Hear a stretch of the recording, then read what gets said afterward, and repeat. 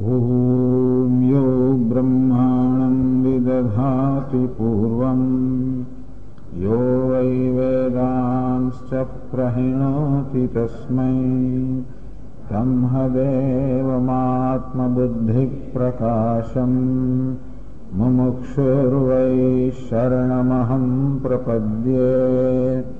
ॐ शान्ति शान्ति शान्तिः। ॐ नमो ब्रह्मादिभ्यो ब्रह्मविद्यासम्प्रदायकर्तृभ्यो वंशर्षिभ्यो महद्भ्यो नमो गुरुभ्यः। सर्वोपत्वरहितः प्रज्ञानघनः प्रत्यगर्थो ब्रह्मैवाहमस्मि ब्रह्मैवाहमस्मि। ॐ नारायणं पद्मभवं वसिष्ठं शक्तिं च तत्पुत्रपराशरं च व्यासं शुकं गौडपदं महान्तं गोविन्दयोगीन्द्रमखास्य शिष्यं श्रीशङ्कराचार्यमखास्य पद्मपादं च हस्तामलकं च शिष्यं तन्तोटकं वार्तिककारमन्यान् सन्ततमानतोऽस्मि। श्रुतिस्मृतिपुराणानाम् आलयं करुणालयं नमामि भगवत्पादं शङ्करं लोकशङ्करं शङ्करं शङ्कराचार्यं केशवं बादरायणं सूत्रभाष्यकृतौ वन्दे पुनः पुनः। ईश्वरो गुरुरात्मेति मूर्तिभेदविभागिने व्योमवद्व्याप्तदेहाय दक्षिणामूर्तये नमः। ॐ पूर्णमदः पूर्णमिदं पूर्णात् पूर्णमुदच्यते पूर्णस्य पूर्णमादाय पूर्णमेवावशिष्यते। ॐ शान्ति शान्ति शान्तिः।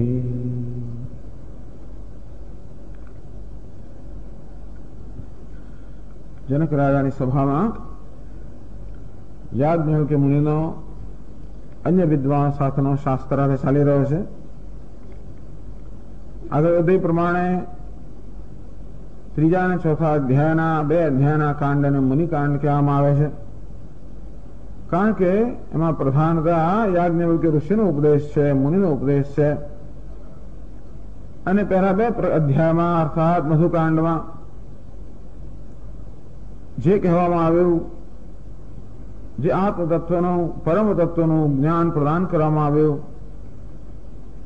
આગમ પ્રધાન, એમાં આગમ અર્થાત શાસ્ત્રની પ્રધાનતા હતી. શાસ્ત્ર પ્રમાણ છે. પ્રમાણ એટલે યથાર્થ જ્ઞાન પ્રાપ્ત કરવાનું સાધન.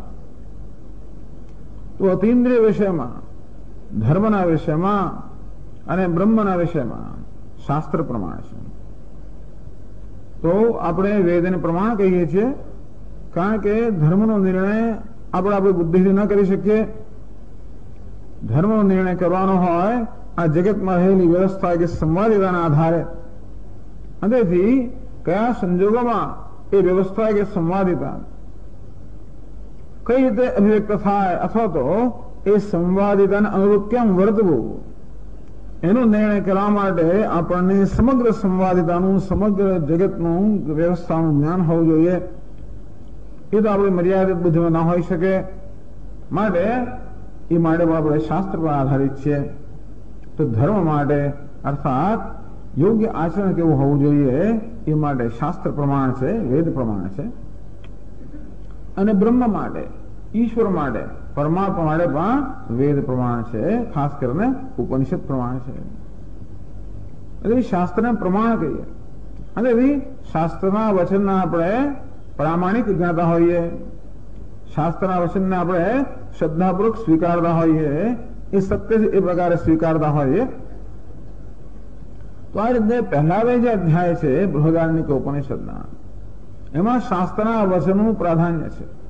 અર્થાત આપણને જે કહેવામાં આવ્યું આપણે સમજવાનું હોય, સ્વીકારવાનું હોય. હવે આ જે બે અધ્યાયનો મુનિકાંડ છે એમાં ઉપવૃત્તિનો અર્થાત તર્કનું પ્રાધાન્ય છે. એ જ તત્વનો તર્કથી નિર્ણય થયો છે માટે આપણા તર્ક જોવામાં આવે છે, દલીલો જોવામાં આવે છે. તો હવે આ રીતે એક પછી એક 7 વિદ્વાનોએ પોતાના પ્રશ્નો કર્યા યાજ્ઞવલ્ક્યની પરીક્ષા કસોટી કરવા માટે કે યાજ્ઞવલ્ક્ય કે સાચા અર્થમાં બ્રહ્મિષ્ઠ છે, અર્થાત બ્રહ્મને વેદને શ્રેષ્ઠ જાણનાર છે, એવી એના એ જ્ઞાનની કસોટી કરવા માટે 7 બ્રાહ્મણો એક પછી પ્રશ્નો કર્યા.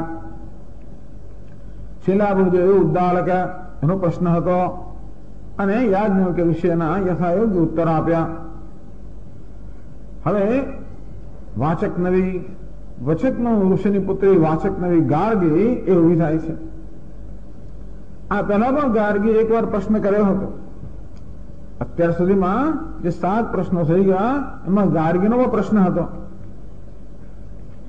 તો ગાર્ગી પ્રશ્ન કરતી હતી કે જેવી રીતે આ માટી ઘડામાં ઓતપ્રોત છે, કાર્ય કારણમાં ઓતપ્રોત છે, તો જેવી રીતે પૃથ્વી જળમાં ઓતપ્રોત છે, જળ અગ્નિમાં ઓતપ્રોત છે, એમ કરીને આ સમગ્ર જગ્યા શા ઓતપ્રોત છે નિર્ણય કરવામાં આવ્યો કે એ સર્વ હિરણ્ય ગર્ભમાં બ્રહ્મલોકમાં ઓતપ્રોત છે.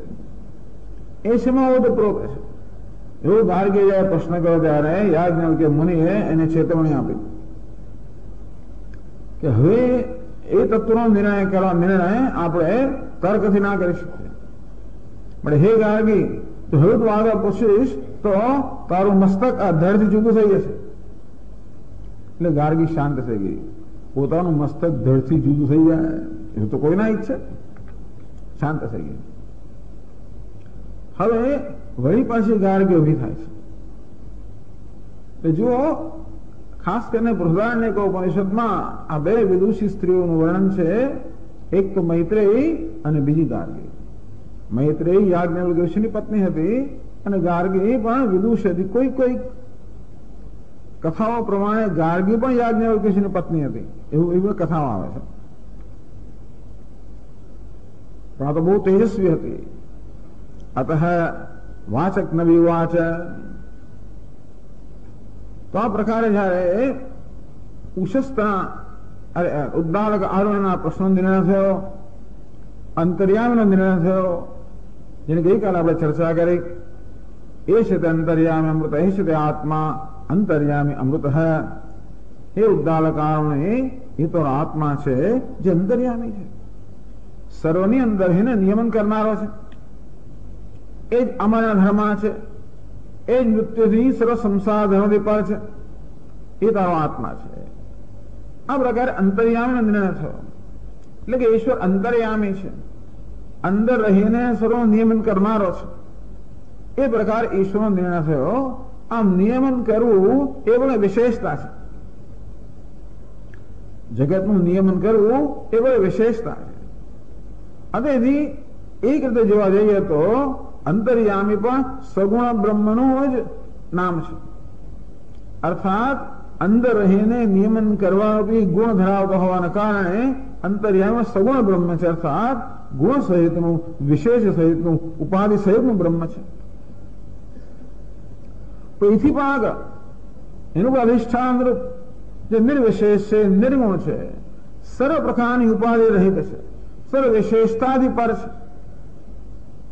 તો આ દ્વૈત વેદાંતનો ઉપનિષદનો સિદ્ધાંત છે કે જે પરમ તત્વ છે, એ પરમ તત્વ બધા પ્રકારની વિશેષતાઓ, બધા પ્રકારની મર્યાદાઓ, બધા પ્રકારની ઉપાધિથી પર છે. નિર્વિશેષ છે, નિર્ગુણ છે, નિરાકાર છે. આવું જયારે આપણે સાંભળીએ ત્યારે આપણના મનમાં ડર પેસે કે આ તો અશક્ય વસ્તુ છે. આવું તો હોય? કારણ કે જગતમાં આપણે સર્વત્ર વિશેષતા જોઈએ જ છીએ. જે કોઈ વસ્તુ આપણા જ્ઞાનનો વિષય, અનુભવનો વિષય હોય એ હંમેશા કોઈનો કોઈ વિશેષતા ધરાવતું જ હોય. જાતિ, ક્રિયા, ગુણ, સંબંધ દરેક વસ્તુનો જન્મ છે. અને માટે કોઈ પ્રકારની જાતિ ધરાવતું હોય છે. દરેક વસ્તુ કોઈને કોઈ પ્રકારની ક્રિયા કરતો હોય છે. આ જગતની વ્યવસ્થામાં દરેક વસ્તુનો કોઈ ફાળો હોય છે. માટે દરેક પોતાનો ફાળો આપતો હોય, કંઈક ક્રિયા કરતો હોય છે, કંઈક પ્રદાન કરતું હોય છે. સંબંધ દરેક વસ્તુ એકબીજા સાથે કોઈને કોઈ સંબંધી જોડાયેલી હોય છે. કદાચ ઉપર છેલ્લે તો આપણે ન જાણીએ પણ દરેક વસ્તુ કશા ને કશા સંબંધી જોડાયેલી હોય છે. આમ દરેક વસ્તુ જગત સાથે એક અથવા બીજા સંબંધી જોડાયેલી હોય છે. હું ને તમે જોડાયેલા છીએ કે નહીં? આમ કદાચ જોવા જઈએ તો આપણે કઈ સંબંધ ના હોય, કોઈ ગોત્રનો સંબંધ ના હોય, કશો સંબંધ ના હોય, અને તો જોડાયેલા છે. વક્તા અને શ્રોતાનો સંબંધ છે. આ રીતે જગતના બધા પદાર્થો, બધા મનુષ્યો, પ્રાણીઓ, જળ ચેતન સર્વ પદાર્થો જોડાયેલા છે. આપણે કદાચ એ જોડાણનું જ્ઞાન ન હોય, કદાચ આપણે જોડાણ પામી ન શકીએ, સમજી ન શકીએ, પરંતુ બધી જ વસ્તુ જોડાયેલી છે. જાતિ, ક્રિયા, સંબંધ, ગુણ દરેક પદાર્થ કોઈ વિશેષતા ધરાવનારું છે.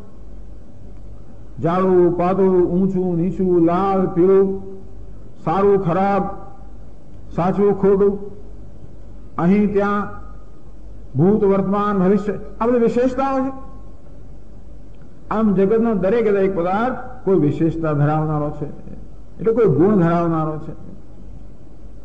જાતિ જન્મ ધરાવનાર છે. માટે મનુષ્ય જાતિ, વૃક્ષ જાતિ, ફલાણી જાતિ. ક્રિયા કશું કર્મ કરનાર છે. કોઈની કોઈ ક્રિયા થઈ રહી છે તો માણસ પોતાની ક્રિયા કરે, વૃક્ષો પોતાની ક્રિયા કરે, પશુઓ પોતાની ક્રિયા કરે, જીવજંતુ પોતાની ક્રિયાઓ કરે. અથવા દરેક કોઈ ક્રિયા હોય, ચેષ્ટા હોય. આપણે એમ કે પથ્થર, પહાડો એ પણ બેઠા બેઠા ગયા કરતા હોય છે. દરેક વસ્તુ જ્યાં છે ત્યાં ન હોય તો આ જગત અધૂરું રહી જાય.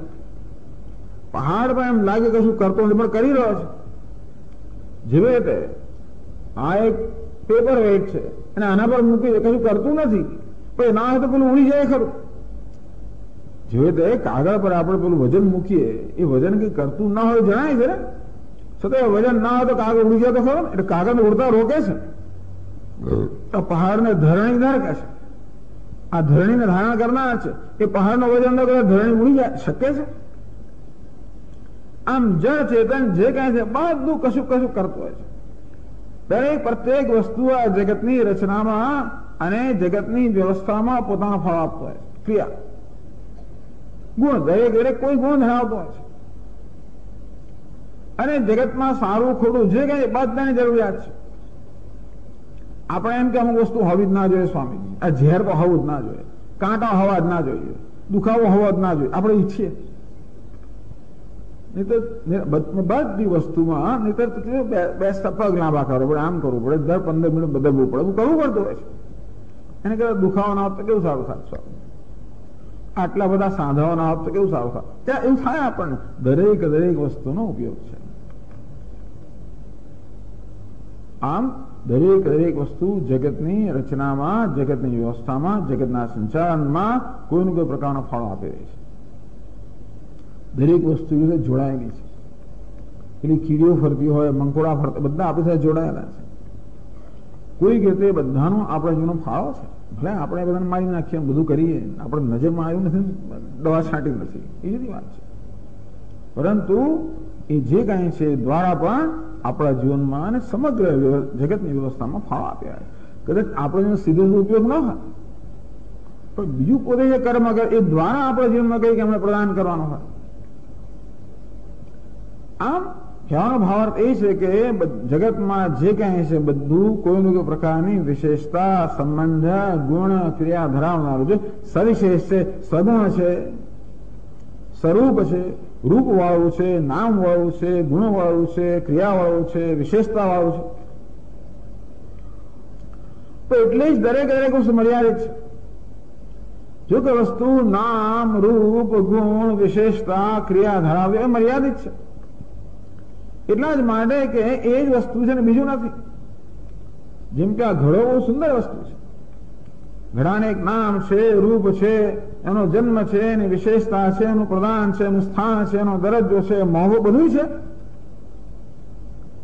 પણ ઘડા માત્ર ઘડાપણું છે, વસ્ત્રપણું નથી. આમ જગતના પદાર્થો એકબીજાથી જુદા પડતા હોય છે. દરેકની એક વિશેષતા હોય, દરેકનું વ્યક્તિત્વ હોય. એ વ્યક્તિત્વ કે વિશેષતા એ પદાર્થને બીજા પદાર્થ જુદો પાડે.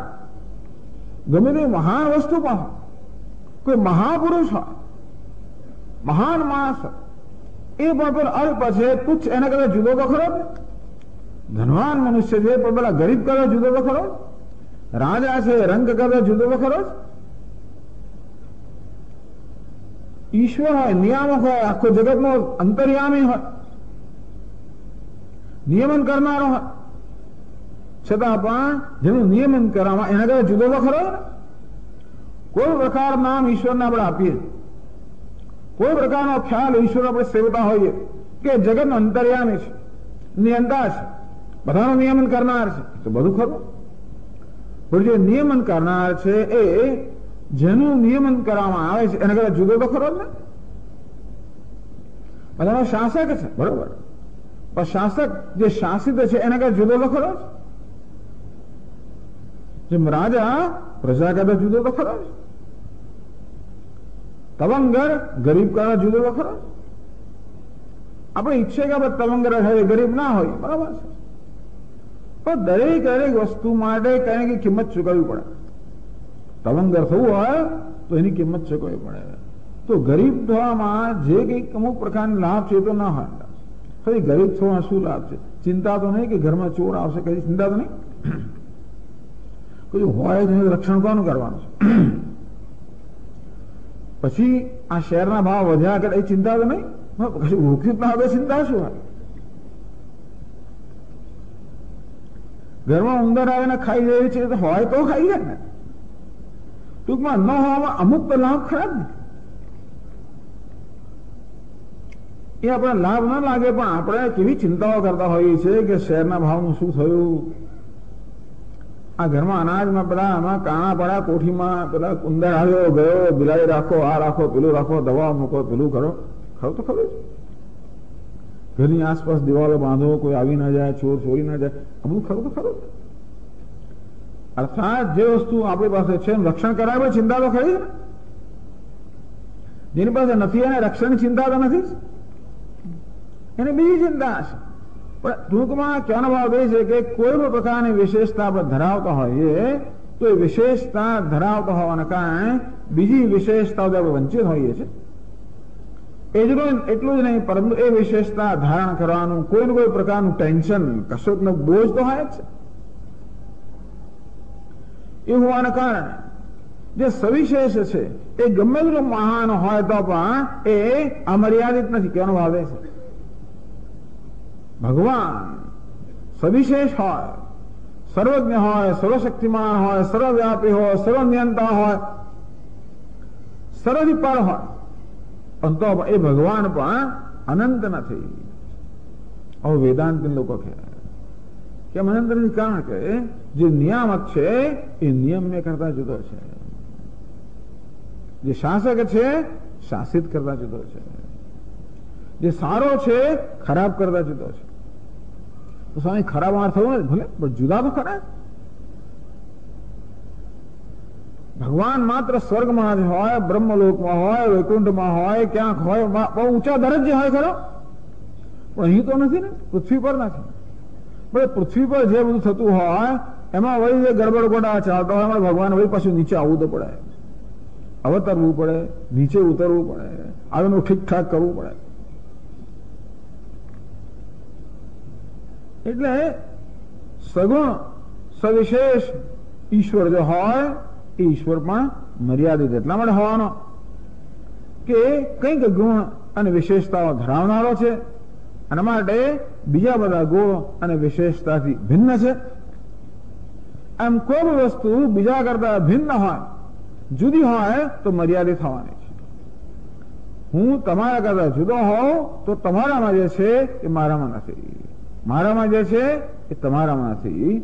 અંતેથી અન્યોન્ય ભાવ ભેદ, તમે જુદા હું જુદો. ભલે સ્વામીજી તમે તમારા વિદ્વાન જે હોય ખરું, તોય પણ તમારામાં જે જ્ઞાન છે તમારામાં નથી.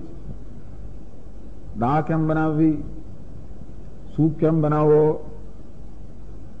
આ બધી કેમ પીરસવું, કઈ વસ્તુ ક્યારે લઈ આવી, ખાવાનું જ્ઞાન છે, પણ બનાવવાનું જ્ઞાન જુદું, પીરસવાનું જ્ઞાન જુદું. વાપરવાનું જ્ઞાન છે પણ લાવવાનું જ્ઞાન જુદું, ખરીદવાનું જ્ઞાન જુદું. ક્યાં જઈને ખરીદવું? એટલે દરેકમાં જે વિશેષતા છે એને કારણે એ વ્યક્તિ ગમે તે મહાન હોય તો પણ મર્યાદિત છે. અને વેદાંત શાસ્ત્ર કહે છે કે જ્યાં પણ મર્યાદા છે ત્યાં બંધન છે, ત્યાં હંમેશા ઉણપ છે, કંઈક ખોટ ચાલે છે. એટલે ઈશ્વર પણ જો સવિશેષ હોય, સગુણ હોય તો એ પણ મર્યાદિત, એ બહુ મર્યાદા એકદમ સૂક્ષ્મ, પણ મર્યાદા તો ખરી. તેથી તત્વ તો મર્યાદિત હોય જ ના શકે. તત્વ કે સત્ય અમર્યાદિત હોવું જોઈએ, એ નિરુપાધિક હોવું જોઈએ. આ સત્ય એને કહેવાય જે કશા પર આધારિત નથી, કોઈ દેશ પર, કાળ પર, વસ્તુ પર, કશા પર આધારિત નથી. એને સત્ય કહેવાય જે દરેક સમયે એવું ને એવું જોઈએ, બદલાયા વગરનો હોય. એને સત્ય કહેવાય જે દરેક સ્થળમાં એવું ને એવું હોય. અર્થાત અત્યારે હું કઈ કહેતો હોઉં અને બીજા સમય બીજું કઈ કહું તેને સત્ય ના કહેવાય. તમને કશું કહી દઉં અને બીજાને બાબતે બીજું કહું તો પણ સત્ય ના કહેવાય. અત્યારે કઈ કહી દઉં અને કાલે બીજું કહું તો પણ સત્ય ના કહેવાય. સત્યને કહેવાય જે સમય હોય, સમય બદલાતા પણ ન બદલાય, સ્થળ બદલાતા પણ ન બદલાય, સંજોગો બદલાતા પણ ન બદલાય, એના પર સત્ય કહીએ. અર્થાત એને સ્થળની, કાળની, સંજોગોની મર્યાદા નથી. જે સ્થળ, કાળ, સંજોગો વિશેષ મુક્ત છે એનું નામ સત્ય, એનું નામ તત્વ. માટે પરમાત્મા અંતિમ સ્વરૂપ કેવું હોવું જોઈએ? જે દેશ, કાળ, વસ્તુ કોઈ પ્રકારની મર્યાદાથી પર હોય, અમર્યાદિત હોય, અનંત હોય. એ જ અમર્યાદિત હોઈ શકે, એ જ અનંત હોઈ શકે જે બધા પ્રકારના વિશેષતાઓથી મુક્ત છે, રહિત છે, પર છે. અર્થાત બધી વિશેષતાઓને એનું અતિક્રમણ જાણે કરેલું છે. અંતેથી સર્વ વિશેષતાથી પર છે. અર્થાત વિશેષતાની જરૂરિયાત વગરનો છે. એની મહાનતા કોઈ વિશેષતાને કારણે તો શેને કારણે? બસ એ છે એને કારણે જ છે. કોઈ વ્યક્તિની મહાનતા એટલા હોય કે ખુરશી પર બેઠેલો છે, મારે મહાન છે. ખુરશી જતી રહે, મહાનતા જતી રહે. એ મહાનતા કેવી કહેવાય? પરતંત્ર મહાનતા કહેવાય, કશાક પર આધારિત મહાનતા કહેવાય. પણ ખુરશી વગરની મહાનતા. ગાંધીજીનું જયારે મૃત્યુ થયું ત્યારે એમણે ભાઈ વિદેશના લોકોની એક જુદી રીત હોય છે કે આ માણસની મોટાઈ કેવી રીતની છે, એનું બેંક બેલેન્સ કેટલું છે. તો બધું એમ ગાંધીજીની જેટલી સંપત્તિ બધાને ₹2 થતા હતા. $2 કે $2 એવું કે થતું, બસ આટલી એની સંપત્તિ. કઈ પદવી હતી? કોઈ પદવી જ નહોતી, કોઈ પદવી નહીં, કોઈ સંપત્તિ નહીં. અને છતાં મહાનતા છે ને કારણે? પદવીને કારણે નહીં, સંપત્તિને કારણે નહીં, સત્તાને કારણે, બસ વ્યક્તિને કારણે. આમ ઈશ્વરની મહાનતા પણ ત્યાં બેઠેલો છે માટે છે, અમુક કરે છે માટે છે, એમ નહીં. એની મહાનતા સ્વયં કોઈ પ્રકારના વિશેષતાથી અનપેક્ષ, નિરપેક્ષ હોવી જોઈએ. એ નિરપેક્ષતા હોવી જોઈએ. સત્ય નિરપેક્ષ હોવું જોઈએ. પરમ તત્વ નિરપેક્ષ, કશાની અપેક્ષા વગર. બધી વસ્તુ એના પર આધારિત છે જે સ્વયં કશા પર આધારિત નથી. બધું એના પર અધ્યારોપિત છે જે સ્વયં અનારોપિત છે. એ બધાનું અધિષ્ઠાન છે. આ તત્વ નિર્વિશેષ, નિરુપાધિક હોવું જોઈએ. એટલે અંતર્યામીનું પણ જે અધિષ્ઠાન છે, અંતર્યામીપણાથી પણ જે રહિત છે, એવા તત્વનું નિરૂપણ થવું જોઈએ. તો આગળના બ્રાહ્મણમાં પરમાત્માનું અંતર્યામી નિરૂપણ થયું. અને હવે એનું પણ જે અધિષ્ઠાન છે, નિરુપાધિક, નિર્વિશેષ છે, એનો નિર્ણય કરવા માટે આ વાચક નવીનો ગાર્ગીનો પ્રશ્ન છે. આમ પ્રશ્નો એક પછી એક પૂછાતા જાય છે. એમાં કઈ વ્યવસ્થા છે, વિચારધારા જીવન આગળ વધતી જાય છે. આપણે સૂક્ષ્મમાં સૂક્ષ્મથી સૂક્ષ્મતમમાં જતા રહીએ છીએ. અથ વાચક નવી વાચ. તો આગળ ઉદ્દાલક આરોના પ્રશ્ન ઉત્તર આપવામાં આવ્યો ત્યારે વાચક નવી ગાર્ગી પાછી ઉભી થઈ, હિંમત કરીને ઉભી થઈ. પરંતુ હવે સીધો પ્રશ્ન પૂછવાની હિંમત નથી. જો ક્યાંક કહ્યું હતું કે જો હવે આગળ પ્રશ્ન કરીશ તો તારું માથું બેસથી જુદું થઈ જશે, એટલે સીધો પ્રશ્ન પૂછવાનું જોખમ ગાર્ગી લેવા માંગતી નથી. એટલે ગાર્ગી યુક્તિ કરી, બ્રાહ્મણ ભગવંત હંત અહમ જો પ્રશ્નો પ્રખ્યામી. એ સભાના બ્રાહ્મણની અનુમતિ માંગી. હે બ્રાહ્મણો, જો આપની અનુમતિ હોય તો આ યાજ્ઞવલ્ક્યને હું 2 પ્રશ્નો કરીશ. તૌચેન્ને લક્ષ્યથી નવૈ જાતુ યુષ્માકમ એવમ કશ્ચિત બ્રહ્મોદ્યમ જેરાયતિ. અને ગાર્ગીએ પણ કહ્યું કે એક વસ્તુ આપને કહી દો કે જો મારા 2 પ્રશ્નો ઉત્તર યાજ્ઞવલ્ક્ય આપશે તો તમે સમજી લો કે તમારામાંથી કોઈ પણ એમને આ બ્રહ્મવાદમાં જીતી નહીં શકે. એવા 2 પ્રશ્નો હું પૂછવાની છું, જેનો ઉત્તર યાજ્ઞવલ્ક્ય આપશે તો એટલે ખાતરી રાખજો કે તમારામાં કોઈ પણ એમને આ બ્રહ્મવાદમાં જીતી નહીં શકે. અને આ રીતે કહીને ગાર્ગીએ બ્રાહ્મણોની અનુમતિ માંગી યાજ્ઞવલ્ક્યને 2 પ્રશ્ન પૂછવા માંડ્યા. બ્રાહ્મણે વળી એને અનુમતિ આપી. પૃચ્છ ગાર્ગે, હે ગાર્ગે તો પૂછ, અર્થાત તારું મસ્તક ધરથી જુદું થઈ જાય એ પ્રકારનો ભય રાખ્યા વગર પૂછ. અમારી કૃપાથી તને એવું નહીં થાય. કેમ ભાવ દે છે, હે બ્રાહ્મણો, આપની કૃપા જો હોય કે જેથી કદાચ મારે કંઈક દોષ થઈ જાય અને તો મારું મસ્તક ધરથી જુદું ના થઈ જાય, એ પ્રકારની આપની કૃપા હોય, એ પ્રકારની આપની અનુમતિ હોય તો હું 2 પ્રશ્ન પૂછવાનું સાહસ કરું. બ્રાહ્મણ ઉદારતાથી કહ્યું, હે ગાર્ગી, તું જરૂર પ્રશ્ન પૂછ. હવે ગાર્ગીમાં જરા જોર આવે, નિર્ભય બની ગઈ ને. સા હોવા છે. ગાર્ગીએ કહ્યું યાજ્ઞવલ્ક્યને, અહમ વેત્વા યાજ્ઞવલ્ક્ય, હે યાજ્ઞવલ્ક્યજી, હું આપને 2 પ્રશ્નો પૂછીશ. યથા કાશ્યો વા વૈદેહો વા ઉગ્રપુત્ર હૈ. જેમ કોઈ કાશીનો રાજા હોય કે કાશીનો રાજકુમાર હોય, વિદેહનો રાજકુમાર હોય, ઉગ્રપુત્ર હૈ, કોઈ પાછો ઉગ્ર સ્વભાવનો હોય, પોતાના ધનુષ્ય પર પણસ ચડાવીને હાથમાં 2 બાણ લઈને ઉભેલો હોય. કેવા 2 બાણ છે? અતિવ્યાજનો સપત્નો હસ્તે કૃત્વા ઉપતિષ્ઠેત. તો શત્રુને પીડા કરનારા 2 બાણ હાથમાં લઈને ઉભો હોય. એનું ધનુષ્ય હતું, એ ધનુષ્ય પર બરોબર એને પ્રત્યંજા ચડાવેલી છે. હાથમાં પોતાના શત્રુને પીડા કરે પ્રકારના 2 બાણ લઈને ઉભો હોય. એવમેવ અહંત્વા દ્વાભ્યામ પ્રશ્નાભ્યામ ઉબોધસ્થાન. એ પ્રકારે હે યાજ્ઞવલ્ક્ય, હું પણ એવા 2 પ્રશ્નો લઈને આપની સમક્ષ આવી છું. અર્થાત મારા 2 પ્રશ્નો છે એ પેલા 2 તીક્ષ્ણ બાણ સમાન છે, અત્યંત પીડા કરનારા છે, અને મારા ધનુષ્ય પર બરોબર પણસ ચડાવેલી છે. અને હવે આ 2 પ્રશ્નો, આ 12 પ્રશ્નો પૂછવાનું તત્પર છે. બોલો, તૈયાર છો? તો મેં ગૃહી હતી, તો મને ઉત્તર આપવા તૈયાર છો? ટૂંકમાં બ્રહ્મિષ્ઠ છો કે નહીં એની કસોટી બરોબર થઈ જવાની છે. આ પ્રકાર જેવા તૈયાર છો આપ? જેવો તૈયાર ન હોય તો કામ પતી ગયું. અર્થાત યાજ્ઞવલ્ક્ય સ્વીકાર કર્યો બ્રહ્મિષ્ઠ નથી. અને જો આ પ્રશ્નની તૈયારી હોય તો હવે તીક્ષ્ણ બાણ જે અત્યંત ચોટ કરનારા છે એની ચોટ માટે તૈયાર થઈ જાઓ. કોઈ આવી જાતનો પડકાર ફેંક્યો નથી. યાજ્ઞવલ્ક્ય કહે છે, પૃચ્છ ગાર્ગી, હે ગાર્ગી, જરૂર પૂછ. તારા બાણ જરૂર મારી તરફ ફેંક. જો મારી પાસે ઢાળ છે કે નહીં તો જોઈ લે.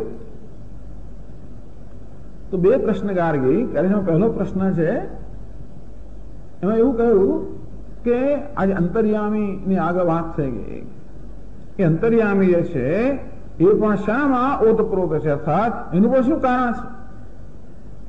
આ સમગ્ર વ્યક્ત જગત જે છે જે હિરણ્ય ગર્ભમાં ઓતપ્રોત છે, હિરણ્ય ગર્ભનું શું કારણ છે? તો યાજ્ઞવલ્ક્ય ઉત્તર આપે છે કે આ બધું આકાશમાં, અવ્યાકૃતમાં, મૂળ પ્રકૃતિમાં ઓતપ્રોત છે. આકાશ શબ્દનો પ્રયોગ કરવામાં આવ્યો. અવ્યાકૃત, અવ્યક્ત પ્રકૃતિમાં ઓતપ્રોત છે. આ સમગ્ર કાર્ય જગત કારણમાં ઓતપ્રોત છે. અર્થાત જેવી રીતે આ વસ્ત્રમાં, આ સૂતરમાં ઓતપ્રોત છે, તાણ વાણા રીતે સૂતર આ વસ્ત્રમાં વ્યાપેલું છે, તેવી રીતે આ સમગ્ર કાર્ય જગતમાં કારણ પ્રકૃતિ માયા વ્યાપેલી છે, એમાં ઓતપ્રોત છે. આ પ્રકારે જયારે ઉત્તર આપ્યો સા હોવા છે ત્યારે ગાર્ગીએ કહ્યું નમસ્તે સ્તુ યાજ્ઞવલ્ક્ય. હે યાજ્ઞવલ્ક્યજી, આપને નમસ્કાર. આપે આ બહુ જ અત્યંત અઘરા પ્રશ્ન ઉત્તર આપ્યો છે, માટે આપને નમસ્કાર. યો મેં એતમ વ્યવોચ હૈ, આપે મારા પ્રશ્ન ઉત્તર આપ્યો, ખરેખર આપ મહાન છો, આપને નમસ્કાર. અપરસ્મી ધારસ્વેતિ. હવે બીજા પ્રશ્ન વાળા તૈયાર થઈ જાઓ. તૈયાર છો? પૃચ્છ ગાર્ગે, હે ગાર્ગે, જરૂર પ્રશ્ન કર. સા હોવા છે ત્યારે ગાર્ગીએ બીજો પ્રશ્ન કર્યો. કસ્મિન ન ખલું, તો એમાંથી આપણો આ 12મા પાના પર, જે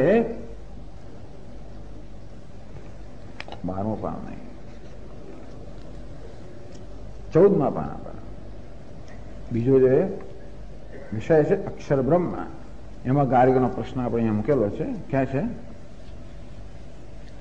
કસ્મિન ખલુ આકાશ ઓતસ્ય પ્રોતશ્ચેદી. એ આકાશ શેમાં ઓતપ્રોત છે? આ સમગ્ર ઓતપ્રોત નો અર્થ કે કારણ. જેવી રીતે આ વસ્ત્ર જે છે ને એ સૂતરમાં ઓતપ્રોત, ઓત અને પ્રોત, તાણા ને વાણા. તો જેવી રીતે આ સૂતર છે એ આ વસ્ત્રમાં તાણ વાણ પ્રસરેલું છે, અર્થાત આ વસ્ત્ર જે છે એ સૂતરની અંદર ઓતપ્રોત છે, સૂતરનું કારણ છે. તેવી રીતે જે આકાશ છે અવ્યાકૃત છે, અવ્યક્ત છે, જે જગતનું મૂળ કારણ છે. અહીં સુધી કદાચ આપણે જઈ શકીએ કે વૈજ્ઞાનિકો પણ જઈ શકે. વૈજ્ઞાનિકો પણ આ જગતના કારણનો નિર્ણય કરવા ઈચ્છતા હોય તો વધારે એ પણ અશક્ય છે, એ પણ બહુ જ કઠિન છે. છતાં આટલે સુધી આપણે અનુમાન કરી શકીએ કે આ જગતનું મૂળ કારણ કયું. તમે જુઓ, જેવી રીતે આજના વૈજ્ઞાનિકો આ જગતના કારણનો નિર્ણય કરવા માટે જ એમની બધી આ બધું સંશોધન છે. આ ભૌતિક શાસ્ત્રીઓ આ જગતના પદાર્થના વિભાગ કરતા એનું જે મૂળભૂત અંશ જે છે, મૂળભૂત તત્વ છે, એનો નિર્ણય કરી રહ્યા છે, કરવાનો પ્રયત્ન કરી રહ્યા છે. કારણ કયું? એનર્જી. અને આ મેટર એટલે આ દ્રવ્ય, આ જે ભૌતિક પદાર્થો છે એ પદાર્થો છેવટે એમના કારણમાં નિવૃત્ત થઈ જાય. એ કારણ કયું? એનર્જી, ઉર્જા, શક્તિ, જેને આપણે પ્રકૃતિ કહીએ. બસ ત્યાં સુધી અનુમાનથી જઈ શકાય. વધારેમાં વધારે આપણ આ નિર્ણય કરવો બહુ કઠિન છે. આ જગતનું કારણ અવ્યક્ત છે. કારણ કે અવ્યક્ત સ્વયં દેશ કાળ સુધી પર છે. જો અવ્યક્ત કોણે કહેવાય તમને કહો. આપણને દરરોજ એનો અનુભવ થાય છે. આપણે જયારે ગાઢ નિદ્રામાં હોઈએ છીએ ત્યારે કઈ અવસ્થામાં હોઈએ છીએ? આપણે જાગ્રત જયારે હોઈએ છીએ ત્યારે આ સ્થૂળ દેહમાં અહંભાવ હોય છે, આપણે સ્થૂળ જગતમાં હોઈએ છીએ. સ્વપ્નમાં જરા હોઈએ ત્યારે આ સ્થૂળ દેહમાં અહંભાવ ચાલી જાય અને ત્યારે આ સ્થૂળ જગતનો અનુભવ થતો નથી હોતો. અને ત્યારે આપણે પોતે સૂક્ષ્મ જગતની રચના કરતા હોઈએ છીએ અને ત્યારે સૂક્ષ્મ જગતમાં આપણે હોઈએ છીએ. સ્થૂળથી એક ડગલું અંદર. અને સુષુપ્તિ અર્થાત એ સૂક્ષ્મ શરીર છે એની અંદરમાં તાદાત્મ્ય છોડી દીધું. ત્યારે સુષુપ્તિમાં શું હોય છે? ગાઢ નિદ્રામાં શું હોય છે? તો કોઈ સ્થૂળ જગતનો અનુભવ નથી, સૂક્ષ્મ જગતનો અનુભવ નથી. આપણે છીએ તો ખરા. એમને માનવું કે સુષુપ્તિની અંદર ગાઢ નિદ્રામાં આપણે નથી છીએ.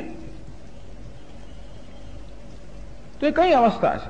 એને આપણે કહીએ અવ્યક્ત અવસ્થા, અવ્યાકૃત અવસ્થા, કારણ અવસ્થા. તો સ્થૂળ એટલે કાર્ય, સૂક્ષ્મ એટલે કરણ અને સુષુપ્તિ એટલે કારણ. તો સુષુપ્તિ અવસ્થા જે છે એ બધાની કારણ અવસ્થા છે. કારણ કે આ જાગ્રત સ્વપ્ન છેવટે સુષુપ્તિમાં લીન થઈ જાય છે. આપણે જાગીએ ત્યારે વળી પાછા સુષુપ્તિમાંથી જાગ્રત થતા હોઈએ છીએ. આમ સુષુપ્તિ અવસ્થા કેવી અવસ્થા છે? કારણ અવસ્થા. આપણે ગાઢ નિદ્રામાં હોઈએ ત્યારે આપણે ભાન હોય છે આપણે ક્યાં સૂતેલા છે, કેટલો વખત સૂતા, ત્યારે એ તો પછી સવારે ઘડિયાળ જોઈ ત્યારે ખબર પડે કે આટલો વખત ઊંઘ્યો. પણ સુષુપ્તિમાં હોઈએ ત્યારે કેટલો વખત ઊંઘ્યા, અથવા કાળનો ખ્યાલ નથી આવતો, દેશનો ખ્યાલ નથી આવતો, સ્થળનો ખ્યાલ નથી આવતો, હું પણાનો ખ્યાલ નથી આવતો. હું પિતા છું, માતા છું, પુત્ર છું, પુત્રી છું, પાપી છું, પુણ્ય છું, કોઈ વસ્તુનો ખ્યાલ નથી. આ બધા પ્રકારના ખ્યાલ અહમભાવથી સર્વથી આપણે મુક્ત છીએ. બધા પ્રકારની વિશેષતાઓથી મુક્ત છીએ. આમ જો નિર્વિશેષ અવસ્થા છે, નિર્વિકલ્પ અવસ્થા છે સુષુપ્તિ અવસ્થા. એને આપણે કારણ અવસ્થા કહીએ. ત્યાં સુધી આપણે અનુભવી શકીએ અને વધુ વધુ વૈજ્ઞાનિકો આપણે ત્યાં સુધી લઈ જઈ શકે. તેથી આ જગતનું કારણ અવ્યાકૃત છે, અવ્યક્ત છે, પ્રકૃતિ છે, નિર્વિકલ્પ છે. એ નિર્ણય કરવો બહુ કઠિન છે. અને યાજ્ઞવલ્કે જયારે આ ઉત્તર આપ્યો ત્યારે ગાર્ગી ખુશ થઈ ગઈ કે હે યાજ્ઞવલ્કે આપને નમસ્કાર હો. પછી આગળ પ્રશ્ન કરે, આજે અવ્યક્ત છે, આજે મૂળ કારણ છે, એ પણ શેમાં ઓતપ્રોત છે? એ શું અંતિમ કારણ જગતનું છે કે એથી ચઢિયાતો કઈ છે? ત્યારે એનો ઉત્તર આપે છે યાજ્ઞવલ્ક્યજી બીજા પ્રશ્નમાં. હવે જો આ પ્રશ્ન પૂછવાની પાછળ થોડીક શરારત રહેલી છે. આ પ્રશ્ન પૂછવાની પાછળ આ સરળ નથી. આ પ્રશ્ન પૂછવાની પાછળ કઈક ઈરાદો છે. યાજ્ઞવલ્ક્યને ફસાવાનો ઈરાદો છે. એટલા જ માટે આ વાદને એ લોકો જલ્પ કહે છે. દરેક વિદ્વાન યાજ્ઞવલ્ક્ય પ્રશ્ન પૂછેની પાછળ સરળતા નથી. આપણે ઉત્તર ન જાણતા હોઈએ અને આપણે પૂછીએ ત્યારે એમ કહેવાય કે ભાઈ વાદ છે, જાણવાની ઈચ્છાથી પૂછ્યું છે. પણ જાણતા હોઈએ અને છતાં એવી પ્રશ્ન કરીએ કે સામેવાળો ગૂંચવાઈ જાય. એ ગૂંચવણને કારણે ભૂલ કરી પાસે તો આપણે પકડીએ કે જો તને નથી આવડતું, તું ખોટો છે. આમ યાજ્ઞવલ્ક્યને હરાવવાની ઈચ્છા તે પ્રશ્ન છે. ગાર્ગી માત્ર યાજ્ઞવલ્ક્ય પાસે જાણવાની ઈચ્છાથી પ્રશ્ન નથી કરતી, અને હરાવવાની ઈચ્છાથી, ફસાવાની ઈચ્છાથી. કારણ કે જે આ પ્રકૃતિ છે, અવ્યાકૃત છે, અવ્યક્ત છે, જેને આકાશ કહેવામાં આવ્યું, એ પણ દેશથી કાળથી પર છે. એનું પણ શબ્દોમાં વર્ણન કરવું અત્યંત કઠિન છે. તો એનું પણ જે કારણ છે એને શબ્દોમાં વર્ણવી જ ન શકાય. યતો વાચો નિવર્તન્તે અપ્રાપ્ય મનસા સહ. ઉપનિષદ કહે છે કે પરમ તત્વ એ વાણીથી વર્ણન ના થઈ શકે, મનથી પણ એની કલ્પના ના થઈ શકે. એ વાણીનો કે મનનો પણ વિષય નથી. તત્ર ચક્ષુર ગચ્છતિ ન વાગ ગચ્છતિ ન મનઃ. તે ચક્ષુ અર્થાત જ્ઞાનેન્દ્રિયોની પણ ગતિ નથી, વાણી અર્થાત કર્મેન્દ્રિયોની પણ ગતિ નથી, મનની પણ ગતિ નથી. અને તો પછી એનું વર્ણન કેમ થઈ શકે? એની યાજ્ઞવલ્ક્ય ઉત્તર આપે તો ખોટા એટલા માટે થાય કે જેનું શબ્દોમાં વર્ણન શક્ય નથી એના ઉત્તર યાજ્ઞવલ્ક્ય શબ્દમાં આપવા જાય તો ખોટા ઠરે. વિપ્રતિપત્તિ અર્થાત જે છે એના કરતા એમને વિરુદ્ધ થયું કહેવાય. જેનું વર્ણન શક્ય નથી એનું વર્ણન કરવા જાઓ તો તમે વિરુદ્ધ આચરણ કર્યું કહેવાય. અને યાજ્ઞવલ્ક્ય એમ કે ગાર્ગી આનું વર્ણન તો ના થઈ શકે એમ જો કે એનો અર્થ કે તમે જાણતા નથી. એવું છે ને, જયારે આપણે કહીએ કે આનું વર્ણન થઈ ના શકે ત્યારે એની પાછળ શું ઈરાદો છે? આપણો ઈરાદો એવો હોય આ વર્ણનથી પર છે મારે વર્ણન ના થઈ શકે, પણ એનો બાહ્ય અર્થ કેવો થાય? વર્ણન કરતા આવડતું નથી માટે વર્ણન નથી કરતા ને. એટલે યાજ્ઞવલ્ક્ય વર્ણન ના કરે તો જાણતા નથી એવું સિદ્ધ થાય. વર્ણન કરે તો જેનું વર્ણન થઈ ના શકે એનું વર્ણન કરે છે માટે ખોટા ઠરે. ક્યાં તો અજાણ ઠરે કે ખોટા ઠરે. ઉભય પાશા રજ્જુ, બોલે તો પણ ખોટા, ન બોલે તો પણ ખોટા. આવી જાતના ઈરાદાથી ગાર્ગીએ પ્રશ્ન પૂછેલો છે કે આકાશ, અવ્યાકૃત, આ પ્રકૃતિ, આ મૂળ કારણ પણ શેમાં ઓતપ્રોત છે, અર્થાત એનું પણ શું કારણ છે, એનું શું અધિષ્ઠાન છે. હવે પછીનો સંબંધ છે એ કાર્યકારણ સંબંધ નથી. અત્યાર સુધી જે સંબંધ છે એ કાર્યકારણ સંબંધ છે. ટૂંકમાં આપણે દરેક કાર્ય પોતાના કારણમાં નિવૃત્ત થઈ જાય. જેમ કે આ ઘડો માટીમાં નિવૃત્ત થઈ જાય, માટી એના કારણમાં નિવૃત્ત થાય, એના કારણે નિવૃત્ત થાય, એમ કરતા કરતા આપણે કાર્યકારણી પરંપરાની શોધ કરીએ તો એ પરંપરા ક્યાં જઈને અટકે? આ પ્રકૃતિમાં, અવ્યાકૃતમાં, અવ્યક્તમાં, જે આકાશ ત્યાં જઈને અટકે. હવે આ અવ્યાકૃત, અવ્યક્ત કે મૂળ કારણ પ્રકૃતિ કે માયા, એને ને બ્રહ્મનો સંબંધ કાર્યકારણનો સંબંધ નથી. કેવો સંબંધ છે? અધિષ્ઠાન અધ્યારોપનો સંબંધ છે. જેમ રજ્જુ અને સર્પ, તો રજ્જુ અને સર્પનો કોઈ સંબંધ જ નથી. કોઈ જાતનો એમાં એ બંને સંબંધનો કોઈ સમીકરણ ના આપી શકીએ આપણે કે રજ્જુ બરાબર સર્પ કરતા 3 ગણું 50 ગણું કોઈ ઇક્વેશન ના આપી શકીએ. કોઈ મેથેમેટિકલ સંબંધ નથી. અંતેથી આજે મૂળ કારણ જે છે, જે પ્રકૃતિનો સ્વભાવ, પ્રકૃતિ રૂપી મૂળ કારણ છે, અને પરમાત્મા જેનું અધિષ્ઠાન છે, એ પરમાત્માને પ્રકૃતિ દ્વારા વર્ણન ના થઈ શકે. અંતેથી એને વર્ણન કેમ કરવું? જે શબ્દથી પર છે એને પણ શબ્દો દ્વારા કેમ પહોંચાડવું? આ એક મહાન સમસ્યા છે ને. કારણ કે તત્વ તો પરમ તત્વ, આત્મતત્વ શબ્દથી પર છે, અને છતાં પણ આપણી પાસે એને પહોંચાડવા માટે, એનો બોધ કરાવવા માટે, એનું જ્ઞાન કરાવવા માટે શબ્દ છબી છે નહીં આપણી પાસે. શાસ્ત્ર પોતે શબ્દના સ્વરૂપમાં છે, છતાં શાસ્ત્ર પોતે જ કહે છે કે તત્વ શબ્દથી પર છે. એ શબ્દથી પર હોવા છતાં પણ શબ્દના પ્રયોગ દ્વારા જ એનું જ્ઞાન કરાવવાનું છે. તો કેવી રીતે જિજ્ઞાસુને જ્ઞાન થાય? શબ્દથી પરતત્વનું શબ્દ દ્વારા કેમ જ્ઞાન કરાવવું, એ કળા આ શાસ્ત્રને આવડે છે. એવી કળા તો યાજ્ઞવલ્ક્ય જેવા કોઈ મહર્ષિઓ એમને જ આવડતી હોય. તો ગાર્ગી કસોટી કરવા માંગે છે કે યાજ્ઞવલ્ક્ય ખરેખર એવું જાણે છે કે નહીં, એવું કરી શકાય છે કે નહીં. અને તો યાજ્ઞવલ્ક્ય બહુ જ કુશળતાથી ઉત્તર આપે છે. ટૂંકમાં બધા શાસ્ત્રાર્થમાં આ બધા વિદ્વાનો જે સ્વયં કુશળ છે એ બધા કરતા યાજ્ઞવલ્ક્યની કુશળતા ચઢિયાતી છે, એ દરેક વખતે સિદ્ધ થયું. તો એની પછીના ફકરામાં યાજ્ઞવલ્ક્ય ઉત્તર આપે છે. સહોવાચ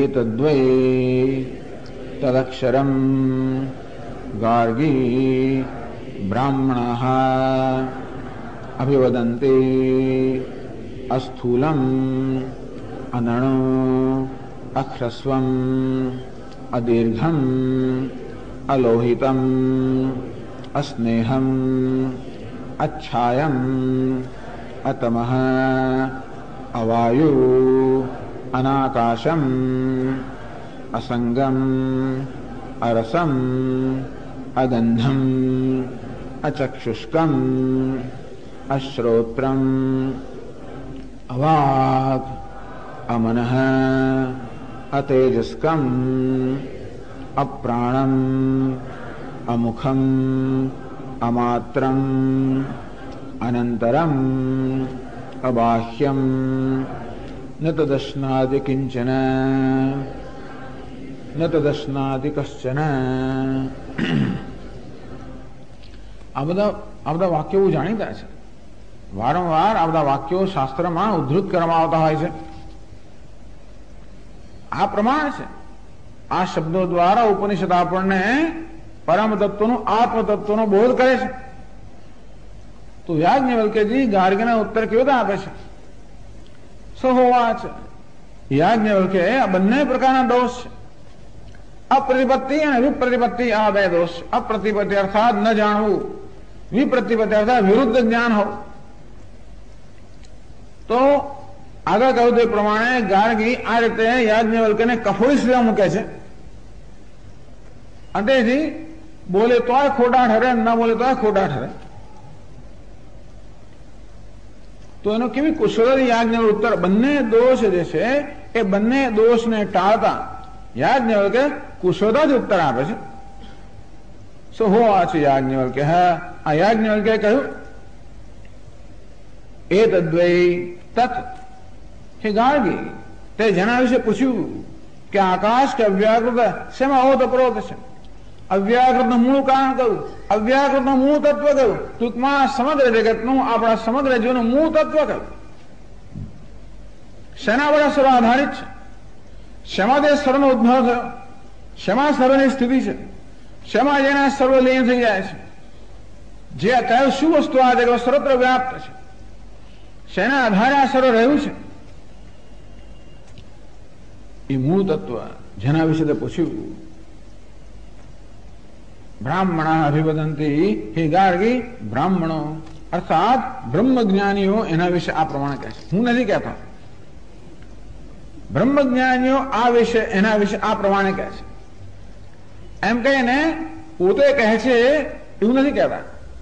બ્રાહ્મણા અભિવદંતી, બ્રહ્મવિદ બ્રહ્મજ્ઞાનીઓ આ પ્રમાણે કહે છે. એમનું કહેલું તમને કહું છું. અને માટે મેં કઈ ખોટું ખરું કહું એ પ્રકારનો દોષ મને ના આવવો જોઈએ. અને ના કહ્યું એમ પણ ના કહેવાય, કહું છું પણ સારી સાથે મારી બુદ્ધિથી કહું છું એવું પણ નથી. બ્રાહ્મણા અભિવદંતી એતદ અક્ષરમ એતદ્વિ અક્ષરમ, હે ગાર્ગી, બ્રાહ્મણો અર્થાત બ્રહ્મજ્ઞાનીઓ મહાપુરુષ અક્ષર કહે છે. અક્ષરમ યન નક્ષ્યતે નક્ષરતિ દેવ અક્ષરમ, યન નક્ષ્યતે જેનો ક્ષય થતો નથી, યન નક્ષરતિ જેનો કોઈ વિકાર નથી, અર્થાત નક્ષ્યતે એ અવિનાશી છે, નક્ષરતિ એ નિર્વિકાર છે. હે ગાર્ગી, આ પરમ તત્વ અવિનાશી છે, નિર્વિકાર છે. અવિનાશી હોવાના કારણે એટલે વિનાશ નથી, કારણ કે જન્મ પણ નથી અને વૃદ્ધિ કોઈ વિકાર નથી. એ નિર્વિકાર અવિનાશી તત્વ અક્ષર પરમાત્માને અક્ષર કહે છે. અક્ષર પણ શબ્દ છે, પણ અક્ષરનો શું અર્થ થાય? જે અવિનાશી છે, જેનો વિનાશ નથી. નક્ષ્યતે નક્ષરતી, જેમાં કોઈ જેનો ક્ષરણ નથી, જેનો સ્રાવ નથી, જેમાં કોઈ વિકાર નથી. આ પ્રકારે બ્રાહ્મણોને કહે છે. કેવું છે? તો બ્રાહ્મણોને અક્ષર કહે છે, અવિનાશી કહે છે, નિર્વિકાર કહે છે, નિર્વિશેષ કહે છે. અને તેથી હું ન બોલી શકાય કે વાણી જે પર છે એ વિશે કહું છું એમ નથી, કારણ કે હું તો એમણે કહેલી વસ્તુ કહું છું. અને જો હું નથી જાણતા એમ પણ નથી, હું જાણું છું ને કહું છું. એ ન જાણવાનો દોષ પણ નથી અને વર્ણન ના થાય એ વસ્તુનું વર્ણન કરવાનો પણ દોષ નથી. આ પ્રકારે બંને પ્રકારના દોષનો પરિહાર કર્યો. ત્યારે ગાર્ગી જાણે પૂછી રહી છે, સારું, ત્યારે વાત બરોબર છે, એ તત્વ કયું છે? એનો ઉત્તર આગળ આપે છે. અભિવદ અસ્થૂલમ અનણુ. એ કેવી? અસ્થૂલમ એ સ્થૂળ નથી, જાડું નથી. સ્થૂળ એટલે જાડું. ઓહો, સ્થૂળ નથી તો અણુ છે, પાતળું છે. અનણુ પાતળું પણ નથી, મોટું પણ નથી, નાનું પણ નથી, સૂક્ષ્મ પણ નથી. ત્યારે ટૂંકું છે, અક્ષરસ્વમ ટૂંકું પણ નથી. તે લાંબુ છે, અદીર્ઘમ લાંબુ પણ નથી. લાંબુ પણ નથી, ટૂંકું પણ નથી, જાડું પણ નથી, પાતળું પણ નથી, સ્થૂળ પણ નથી, સૂક્ષ્મ પણ નથી. એમ કરીને આ તત્વ કોઈ પદાર્થ હોય, દ્રવ્ય હોય, કોઈ દ્રવ્ય નથી. બધા પ્રકારના માપનો નિષેધ કરવામાં આવ્યો. આ માપ વગરનું છે એટલે કોઈ દ્રવ્ય નથી, પૃથ્વી નથી, આવો કોઈ પદાર્થ નથી. ત્યારે શું છે? આ લોહિતમ એ લાલ પણ નથી, લાલ અગ્નિનો રંગ છે, તેથી એ અગ્નિ નથી, એને કોઈ રૂપ નથી, રંગ નથી. આ સ્નેહમ એમાં ચિકાશ નથી. આ ચિકાશને વૈશેષિક લોકો જળનો ધર્મ કહે છે, તો કે ચિકાશ વાળું જળ નથી, એ વહેતું નથી. આ છાયમ તો એ શું છાયા છે? તો કે છાયા પણ નથી. આ તમારું તો અંધકાર, તો અંધકાર પણ નથી. અવાયુ વાયુ પણ નથી. અનાકાશમ આકાશ પણ નથી. અસંગમ અસંગ છે, ક્યાંય પણ આસક્ત નથી, ક્યાંય જોડાયેલું નથી, ક્યાંય ફસાયેલું નથી, બધાથી અસક્ત.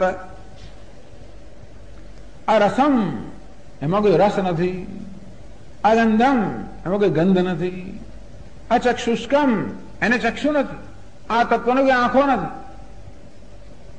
પશ્યતે અચક્ષુ આંખો ન છે તો બધું જોનાર છે, ચક્ષુ વગર જોનાર છે. અશ્રોત્રમ એને કાન નથી, શૃણોતિ અકર્ણ કાન ન છે બધું સાંભળનાર છે પણ એને આંખો નથી, એને કાન નથી. અવાગ એને વાણી નથી, અમનઃ એને મન નથી. ટૂંકમાં એનો કોઈ કાર્યકારણ સંઘાત નથી, સ્થૂળ શરીર નથી, સૂક્ષ્મ શરીર એને નથી. અતેજસ્કમ એ તેજ નથી, અપ્રાણમ એનું કોઈ પ્રાણ નથી, શ્વાસ નથી, અમુખમ એનું કોઈ મુખ નથી, દ્વાર નથી, અમાત્રમ એનું કોઈ માત્રા નથી, માપ નથી, અનંતરમ એને અંદર એવું નથી, અંદર પણ નથી. જેમ આપણા હોલની અંદર બેઠેલા છે એટલે અંદર પણ છે હોલ ને, અને બહાર પણ છે. આ હોલ કયો છે? હોલની અંદર એમ કહેવાય અને બહાર પણ હોય. તેમ આ પરમાત્માની અંદર કશુંક હોય અને બહાર હોય. આપણે અંદર રહેલા હોઈએ અને બહાર એવું પણ અંદર બહાર પણ થઈ. અનંતરમ અબાહ્યમ અંદર અને બહાર એ પ્રકારના ખ્યાલથી પણ રહી. ન દર્શનાદિ કિંચન એ કજું ખાય છે ખરું કે નહીં? ન તો દર્શનાદિ કિંચન કજું ખાતું નથી. એને કોઈ ખાય છે કે નહીં? ન તો દર્શનાદિ કશ્ચન કોઈ એને પણ ખાતું નથી. ટૂંકમાં આ પ્રકારે સર્વ વિશેષણ રહિતમ ઇત્યર્થ હૈ. આમ કહીને બધા પ્રકારની વિશેષતાઓનો નિષેધ કરવામાં આવ્યો. જો તમે સાંભળ્યું છે ને કે નેતિ નેતિ વેદ પુકારે એમ કહે, બસ આજ વેદ નેતિ નેતિ પુકારે આ વાક્ય છે. નેતિ નેતિ નેતિ.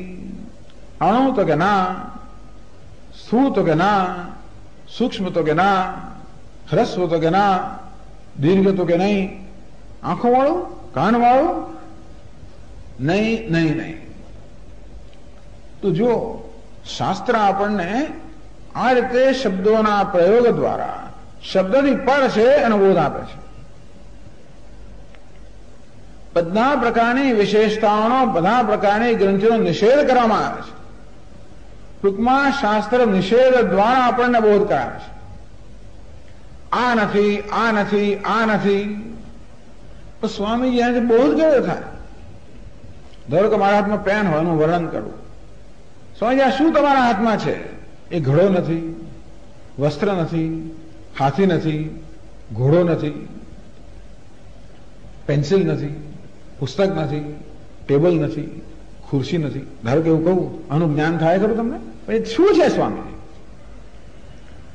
શું છે એવું કહેવાના બદલે શું નથી નથી કયા કરો તો કઈ સમજ પડે ખરી? મારા હાથમાં શું છે? મારી મુઠ્ઠીમાં શું છે? સ્વામી આપસ કહો ને. હાથી નથી, ઘોડો નથી, ઘોડો નથી, વસ્ત્ર નથી, ઘઉં નથી, ચોખા નથી, તલ છે તલ નથી, મગ છે મગ નથી, ચોળા છે ચોળા નથી, ટાંકણી છે ટાંકણી નથી.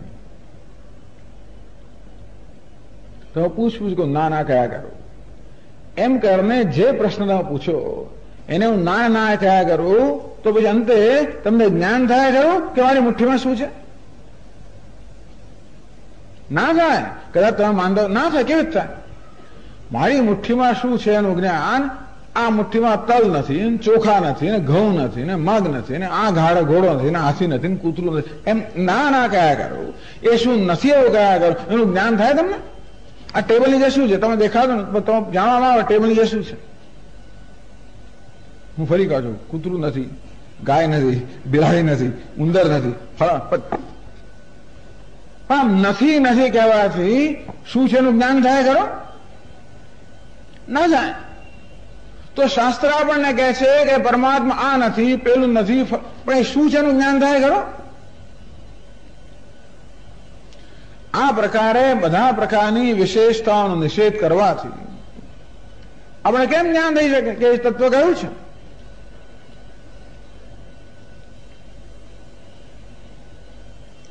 જ્ઞાન ન જ થાય જ્યાં સુધી હું તત્વને બહાર જોવાનો પ્રયત્ન કરતો હોઉં. ક્યાં છે? જાડું નથી, પાતળું નથી, ઊંચું નથી, નીચું નથી, લાલ નથી, પીળું નથી, જોતું નથી, સાંભળતું નથી, બોલતું નથી, શ્વાસ નથી લેતું, વહેતું નથી, નક્કર નથી, કઠણ નથી, ગરમ નથી, ઠંડુ નથી. હું જોયા કરો ચારે બાજુ તમે નાના કયા જ કરો, કશું રહેતું જ નથી. પછી એમ કરીને આ બધાનો નિષેધ થઈ ગયો. કદાચ આ આટલી મોટી યાદીમાં કશી વસ્તુ ના સમાય હોય, તમને એમ કે સ્વામી આટલાનો નિષેધ, બીજું કેટલું બાકી રહી ગયું જગતમાં. એટલે જ કહું, ન દર્શનાદિ કિંચન ન દર્શનાદિ કશ્ચન. એ કશાને ખાતું નથી, એને કોઈ ખાતું નથી. એમ કહે ને, એ કશાને ખાતું નથી. જે કોઈ ખાનારા છે એ નથી, એને કોઈ ખાતું નથી. જે કે ખવાય છે એ પણ એ નથી. ખાવાનો અર્થ ખાલી મોંથી ખાવ એવું નહીં. પણ જયારે એમ ઘણી વાર એમ કહેવાય ને, ઘણી વાર કોઈ બહુ સુંદર વસ્તુ હોય, આપણે આમ જોતા હોઈએ તો એમ કે આંખોથી પી રહ્યો છે, એવું કહે છે ને, એવું છે આંખોથી સૌંદર્ય પી રહ્યો છે. એટલે પીવું કે પીવાતું સૌંદર્ય પણ એને કહેવાય. ખાવાનો અર્થ માત્ર આપણે મુખથી આહાર કરીએ એવું જ નહીં, પરંતુ આપણે ઇન્દ્રિયો દ્વારા જે કંઈ આપણે જ્ઞાન લઈએ છીએ એને ખાવું કહેવાય. તો એ તત્વ કંઈ ખાતું નથી, એટલે કે ખાઈ શકાય એવું ખાનારું નથી, એને કોઈ ખાતું નથી, અર્થાત એ ખાવા યોગ્ય નથી. એમ કરીને આ ભોગતા અને ભોગ્ય, દ્રષ્ટા અને દૃશ્ય, કર્તા અને કર્મ, આ બધાનો નિષેધ થઈ ગયો. એટલે જગતમાં ક્યાં પણ નજર કરો તો જે વસ્તુ હોય એ બધાનો નિષેધ થઈ ગયો. તો શું થશે? આ તો નિરાશ થઈ ગયા અમે તો. મને અમને એમ કે આનાથી અમને જ્ઞાન થશે, અને આ તો ઉલટા કશું મને દેખાતું નથી ક્યાંય પણ. અન્ય દેવ તદ્વેદાત અથો અવિદિતાદધિ. આ પ્રકારે કેનો ઉપનિષદ કહેવામાં આવ્યું? ન તત્ર ચક્ષુર ગચ્છતિ ન વાગ ગચ્છતિ ન મનઃ. તે ચક્ષુની ગતિ નથી, જ્ઞાનેન્દ્રિયની ગતિ નથી, વાણીની ગતિ નથી, મનની ગતિ નથી. કઈક કહો તો ખરા, પણ કંઈક તો વર્ણન કરો. ન વિદ્મઃ ન વિજાનીમઃ યથૈદત અનુશિષ્યાત. આ સિવાય કઈ ઉપદેશ કરો, અમે જાણતા નથી. ગુરુજી કહે છે કે આ પ્રકારે આ નકારવા સિવાય, નિષેધ સિવાય કઈ રીતે આ બ્રહ્મ તત્વનો ઉપદેશ કરો, અમે જાણતા નથી. તો મારે આપને જ્ઞાન કેવું થયું? પણ કંઈક તો કહો, આપને કે જ્ઞાન છે. અન્ય દેવ તદ્વિદાત અસો અવિદિતાદધિ. જે જાણેલું છે એના કરતા પણ જુદું, અને જે જાણેલું છે એના કરતા પણ જુદું. આમ કહીને આપણને ગૂંચવાડે છે, નિરાશ કરી નાખે છે. આ તત્વનું જ્ઞાન થઈ જ ના શકે. નહીં, એ દ્વારા એમ કહેવામાં આવે છે કે જે તત્વની શોધ તું કરી રહ્યો છે એ તારે અન્ય નથી, શોધ કરનારું તત્વ છે. આ તો શ્રોત્રસ્ય શ્રોત્રમ મનસઃ મનઃ વાચો વાચો. આ કાનનો પણ પ્રકાશક છે, મનનો પણ પ્રકાશક છે, વાણીનો પણ પ્રકાશક છે. અંતેથી એ તું છે એમ કે છે. આ બધા દ્વારા શું કહે? તું છે. સ્વામી તો આટલું લાંબુ ચોડું શું કામ? પહેલું કહ્યું તો તું છે. એવું પહેલેથી કહી દો શું થાય ખબર છે? હું બ્રહ્મ છું. બરોબર, હું બ્રહ્મ છું. કોણ હું? સ્વામી વિદિતાત્માનંદ બ્રહ્મ છું. કે હું 5 ફૂટ 9 ઇંચ ઊંચો, 150 પાઉન્ડ, ફલાણો ઢીકણો, આવા નાક વાળો, આવા કાન વાળો, એવો હું બ્રહ્મ છું. એવી જાતનો ભ્રમ મારા ઉત્પન્ન થાય. તું એ છે એમ કહેવામાં આવે ત્યારે નવા ભ્રમ ઉત્પન્ન થાય. કારણ હું એ છે અનેક પ્રકારના ખ્યાલ હું ધરાવું છું ને. હું જાડો છું, બ્રહ્મ જાણું છું કે ના, એમ કરીને આપણે વિશે જે આપણે ખ્યાલ ધરાવીએ છીએ, આપણા વિશે જે અનેક પ્રકારની ગ્રંથિઓ આપણે ધરાવીએ, એ બધાનો નિષેધ કરવામાં આવે. તું કોણ છે? જાણે ગાર્ગી પૂછે કે હું કોણ છું? હે ગાર્ગી, જાડું પણ નહીં, પાતળું પણ નહીં, ઊંચું પણ, તું જાડી પણ નથી, કે તું જાડો નથી, પાતળો નથી, ઊંચો નથી, નીચો નથી, લાલ નથી, પીળો નથી. આ રીતે આત્મા વિશે, પોતાને વિશે જે ખ્યાલો સેવામાં આવે છે, આ ખ્યાલો શેમાંથી જન્મ્યા?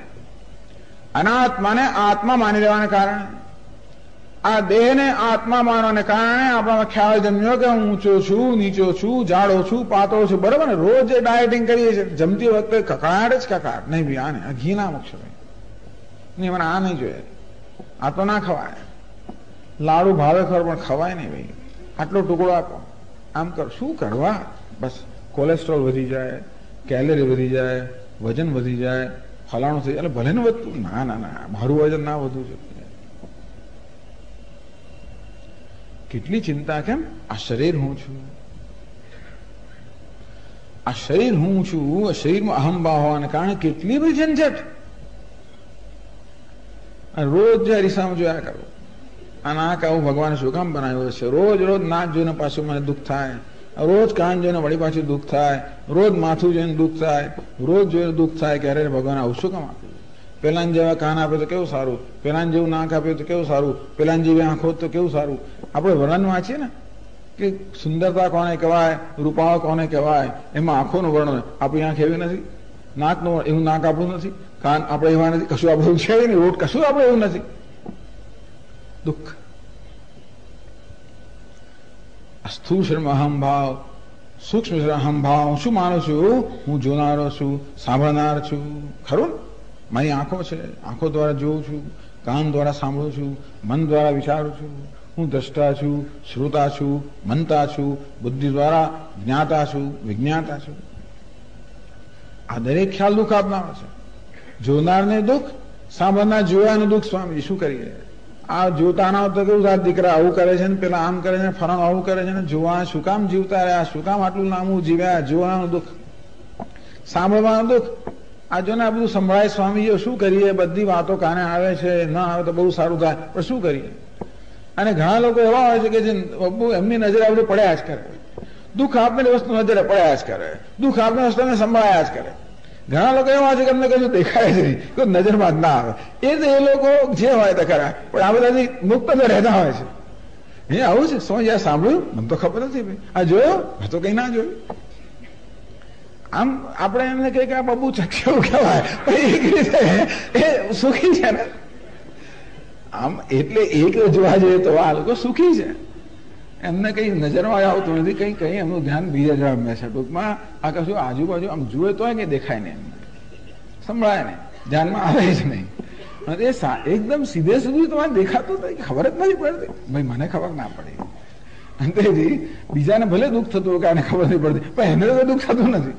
લોકો ઈચ્છે કે આને કે ખબર પડે, એમ કરીને ખબર પાડવાનો પ્રયત્ન કરે તો એના ભાનમાં કશું આવે જ નહીં. જોવાનું દુઃખ, સાંભળવાનું દુઃખ, ખબર પડવાનું દુઃખ, વિચારવાનું દુઃખ, જાણવાનું દુઃખ. આ ન જાણે તો સારું થાત સ્વામીજી, આ વિચારનાર તો સારું થાત. એટલે કે હું વિચાર કરનાર છું, મનન કરનાર છું, જ્ઞાતા છું, દ્રષ્ટા છું, શ્રોતા છું. આ દરેક દરેક ખ્યાલ દુઃખ આપનારો છે. તમે જોજો, જે કઈ માણસ સંતાપ પાડવામાં જન્મે છે, જે કઈ દુઃખ છે, જે કઈ વિષાદ છે, એને સંસાર કહેવામાં આવે છે, આ બધાનું મૂળ કારણ મારા વિશ્વનો કોઈનો કોઈ પ્રકારનો મારો ખ્યાલ. પિતાને દુઃખ થાય, માતાને દુઃખ થાય, સાંભળનારને દુઃખ થાય. તમે જયારે દુઃખ થાય ને ત્યારે આ પ્રશ્ન પૂછજો, કોને દુઃખ થયું? સાંભળનારને દુઃખ થયું. મેં જેને હું સાંભળનાર છું એ પ્રકારનો ખ્યાલ, એ પ્રકારનો અભિમાન ધરાવું છું, ત્યારે દુઃખ થયું. જોનારને દુઃખ છે, પિતાને દુઃખ છે, પુત્રવધુનું દુઃખ છે, સાસુનું દુઃખ છે, સસરાને દુઃખ છે, દીકરાને દુઃખ છે, પત્નીને દુઃખ છે, જે કઈ હોય ખરું કે નહીં? આ સ્વામી નણંદ થયા ત્યારે તકલીફ છે ને, આ ઘરમાં વહુ થઈને આવે ત્યારે તકલીફ છે ને. વહુને બધાને દુઃખ જ છે. વહુને એમ કે નણંદ, નણંદ એમ કે આ, પેલીને સાસુને એમ કે વહુ, વહુને કે કોઈ સબ દુખિયા. ભલે બધા એકબીજાને કારણે દુઃખી હોય, બધા પોતાનું દુઃખ બીજાને પહોંચાડ્યા કરતા એમ કરીને દુઃખી માણસ બીજાને દુઃખી કરે, એ જુદી વાત છે. દુઃખ ક્યારે હોય? કોઈ પ્રકારની વિશેષતા હું ધરાવતો હોઉં ત્યારે, કોઈ પ્રકારની ગ્રંથિ ધરાવતો હોઉં ત્યારે. આ બહુ સમજવાની વસ્તુ છે. તો જ વેદાંત શાસ્ત્રનો ઉપયોગ છે જીવનમાં. આમાં શું કરવાનું? આ સ્વામી આ જાણીને શું કરવાનું? આ સિવાય દુઃખ દૂર કરવાનો બીજો કોઈ ઉપાય જ નથી. બાકી જે કરવું એ કરો, બીજી રીતે પાછું આવશે, છોડવાનું નથી. અજ્ઞાનમાંથી જન્મેલું દુઃખ છોડશે નહીં આપણને. ગમે તેટલા ભાગી જઈએ, સ્વર્ગમાં જઈએ ને તોય પાછું ત્યાં પીછો કરશે. જ્યાં અજ્ઞાન છે, જ્યાં અહમભાવ છે, આ ગ્રંથિઓ છે, ત્યાં સુધી મનુષ્ય દુઃખમાં દૂર ના થઈ શકે. અગવડ ભાઈ સગવડમાં જોઈએ ખરા. જેમ સ્વામી દયાનંદ મહારાજ કહે છે, હિન્દુસ્તાનના ને અમેરિકાના લોકોમાં શું તફાવત? અહીં લોકો અગવડ ભર્યા દુઃખી, ત્યાં સગવડ ભર્યા દુઃખી છે, પણ દુઃખ છોડવાનું નથી. પૃથ્વી પર એક પ્રકારનું દુઃખ હોય, સ્વર્ગમાં બીજા પ્રકારનું. એવું ખરું કે નહીં? આપણે ધનવાન હોઈએ, બધા પ્રકારની સુખ સગવડતા હોઈએ, પોતાની નવી પોતાની દરેક કુટુંબના સભ્યોની દરેક પોતાની ગાડી હોય, મોબાઈલ હોય, પોતાની રૂમ હોય, પોતાનું બધું જ હોય, પોતાનો ધંધો હોય, પોતાની આવક હોય, પોતાના બેંક બેલેન્સ બધું પોતાનું. એટલે શું કે બધા સુખી છે? સગવડ છે અને હોવી જોઈએ. સુખ જુદી વસ્તુ છે, સગવડ જુદી વસ્તુ છે. આ સુખ આપનારું જ્ઞાન છે, સગવડ આપવાનું બીજું જ્ઞાન છે. ભૌતિક શાસ્ત્રનું જ્ઞાન સગવડ માટે એ હોવું જોઈએ. દુનિયા જીવનમાં સગવડની જરૂર છે. ના નથી કહેતા. શક્તિ આપનારું જ્ઞાન છે, બધું પાવર. બરાબર, આ જુદા પ્રકારની શક્તિ આપનાર સહવીર્યમ કરવા વહે. આ જ્ઞાન જુદા પ્રકારનું વીર્ય, જુદા પ્રકારની શક્તિ પ્રાપ્ત થાય છે. તમે જોજો કે જે કઈ દુઃખ આપણા મનમાં છે, જે કઈ વિષાદ છે, શોક છે, મનનો સંતાપ છે, એ બધો આપણા વિષયના સિવાય રહેલા કોઈ કોઈ પ્રકારના ખ્યાલમાંથી જ જન્મતો હોય છે. એ સિવાય દુઃખનું બીજું કોઈ કારણ નથી. સ્વામી કહી ગયો, કોને કહી ગયો? પિતાને કહી ગયો પુત્ર. જો ને દીકરો થઈને આવું બોલી ગયો, બાપ થઈ ગયા એટલે શું આવું કઈ કહેવાતું હશે? આમ તો કે વર્તાતું હશે? પુત્રને દુઃખ થાય, પિતાને દુઃખ થાય. પિતાએ ના હો ને પુત્ર ના હો તો ઊંઘી ગયો ત્યારે જે ગમે તેટલા ભાષણો આપણને આપે, આપણો ગાઢ નિદ્રામાં હોઈએ અને ત્યારે જે ભાષણ આપવું હોય આપણે થાય છે. આપણે એકાદ તમાશો મારે તો કશું ના ખબર ના પડે. કોઈ અહમભાવ જ નથી ને. જે પથ્થર પર પાણી, તો ઊંઘીને પથ્થર પર પાણી, પણ જાગીને પથ્થર પર પાણી કેમ કરવું? આ બધા ખ્યાલોમાંથી મુક્ત થઈને ટૂંકમાં હું સ્થૂળ છું, સૂક્ષ્મ છું, હ્રસ્વ છું, દીર્ઘ છું, મુખ વાળો છું, કાન વાળો છું, આંખો વાળો છું, મન વાળો છું, પ્રાણ વાળો છું. આ બધા વાસ્તવમાં આ સ્થૂળ અને સૂક્ષ્મ કાર્ય અને કારણ આ ઉપાધિમાં અહમભાવને કારણે જન્મેલા છે. એ બધા નિષેધ કરવામાં, એટલે કે હું કોણ છું, આપણો વાસ્તવિક સ્વરૂપ શું છે એ આપણે સમજાવવામાં આવે છે. નિષેધ જ પૂરતો છે. જે પ્રાપ્ય વસ્તુ છે, પ્રાપ્ત વસ્તુ છે, નિત્ય પ્રાપ્ત છે, એને બધા નિષેધ પૂરતો છે. અપ્રાપ્ત વસ્તુનું જ્ઞાન ક્યારે આગળ થઈ જ ના શકે. અર્થાત જે વસ્તુ આપણે ભિન્ન છે એનું જ્ઞાન ક્યારે પણ આ નકારાત્મક ભાષા ના થઈ શકે. એના માટે વર્તન હકારાત્મક વર્ણન જોઈએ કે આ શું છે. આ પેનનું જ્ઞાન ક્યારે થાય જ્યારે પેનનું વ્યવસ્થિત વર્ણન કરું કે પેન શું છે. પણ આત્માનું જ્ઞાન ક્યારે? આત્માનું જ્ઞાન છે જ. આત્માનું જ્ઞાન ન હોત તો કોઈ આપણે જ્ઞાન ના કરે, ઉપનિષદ પણ ના કરાવી શકે. આત્માનું મારું જ્ઞાન તો છે જ, મારો અનુભવ તો છે જ. હું હંમેશા મારા અનુભવનો વિષય છું, મારા જ્ઞાનનો વિષય છું. કારણ કે હું અર્થાત આત્મા સ્વયં પ્રકાશ છે, સ્વયં સિદ્ધ છે. અને એવી ગમે તેટલું કરીએ તો એને ટાળી જ ના શકીએ. તદુ નાત્યેતિ કશ્ચન, એને અતિક્રમણ કોઈ જઈ જ ના શકે. આ બિચારો ઘડો ગમે તેટલા કૂદકામાં આવ્યો તો માટીથી દૂર થઈ શકે ખરો? જ્યાં જવું હોય ત્યાં જાય. ભાગે છે ઘડો, ક્યાં ભાગે તું? માટીથી દૂર ભાગું છું. પેલી બંગડી ભાગી રહી છે, ક્યાં? સોનાથી દૂર ભાગી રહ્યું છે. ગમે ત્યાં ભાગો, દૂર ભાગાય. અંતે રીતે કોઈ વસ્તુ પોતાના મૂળ સ્વરૂપ દૂર થઈ ના શકે. અંતેથી હું આત્મા સ્વયં પ્રકાશ છે. અહમ એટલે સતત પ્રકાશ રહ્યો છે, સતત આપણા અનુભવનો વિષય છે. પણ જો જોડે અનાત્મા પ્રકાશ રહ્યો છે. અને આત્મા અને અનાત્મા બેને જુદા ન કરી શકવાને કારણે બેને ભેગા કરીએ છીએ આપણે. એને કારણે આપણો વિષય આ પ્રકારના ભ્રમ જન્મે છે, ખોટા ખ્યાલ જન્મે છે. પણ દરેક ખોટા ખ્યાલમાં એક સત્યનો અંશ રહેલો છે. હું જયારે એમ કહું કે હું પુરુષ છું, હું સ્ત્રી છું, ઊંચો છું, નીચો છું, જાડો છું, પાતળો છું, જે કઈ મારા વિશે કહું એમાં એક સત્યનો અંશ પણ છે. હું છું, હું છું, હું છું. અને પેલો સ્ત્રી પુરુષ જાડો પાતળો ઊંચો નીચો આ બધી વિશેષતાઓ છે. આ શું છે? અધ્યારોપ છે, ભ્રમ છે. જે હું નથી એનો મારા પર અધ્યારોપ કરવાના કારણે, મારા પર લાદવાના કારણે, મારા પર આરોપિત કરવાના કારણે જન્મેલા ખ્યાલ છે. માટે ઉપનિષદે આત્માનું જ્ઞાન કરાવવાનું નથી, આત્મા વિશેના માત્ર ભ્રમ જ દૂર કરવાના છે. આ શબ્દો આત્માનું જ્ઞાન નથી કરાવતા, પરંતુ આત્મા વિશે, પોતાના વિશે સેવાય રહેલા સર્વ ભ્રમ દૂર કરે છે. જેઓ જગતનું જે પરમ તત્વ છે, જે અવ્યાકૃતનું પણ કારણ છે, અવ્યાકૃતનું પરમ પ્રકૃતિનું પરમ કારણનું અવ્યક્તનું પણ અધિષ્ઠાન છે, જે નિત્ય શુદ્ધ બુદ્ધ મુક્ત છે, જે અનંત છે, નિર્વિશેષ છે, અમૃત જે અમર છે, એ વાસ્તવમાં કોણ છે? એ હું જ છું, હું તમે જ એ જ છે. અર્થાત એ પરમ તત્વ આપણે ક્યાંય દૂર નથી, આપણું પોતાનું સ્વરૂપ છે. આપણામાં એવો ભ્રમ ઘૂસી ગયો છે કે ઈશ્વર આપણે કદાચ જુદો છે, પરમાત્મા. હા, સગુણ બ્રહ્મ જુદો કરો, સગુણ બ્રહ્મ જુદો કરો. સગુણ બ્રહ્મ કોને કહેવાય? એ બ્રહ્મ કે પરમાત્માની પોતાનું વ્યક્તિત્વ હોય, અને હું કોણ છું? મારું પોતાનું વ્યક્તિત્વ હોય. અને તેથી આ મારું જીવનું વ્યક્તિત્વ ઈશ્વરના વ્યક્તિત્વ કદાચ જુદું છે, એ રીતે આ જીવ સગુણ બ્રહ્મથી જુદો છે.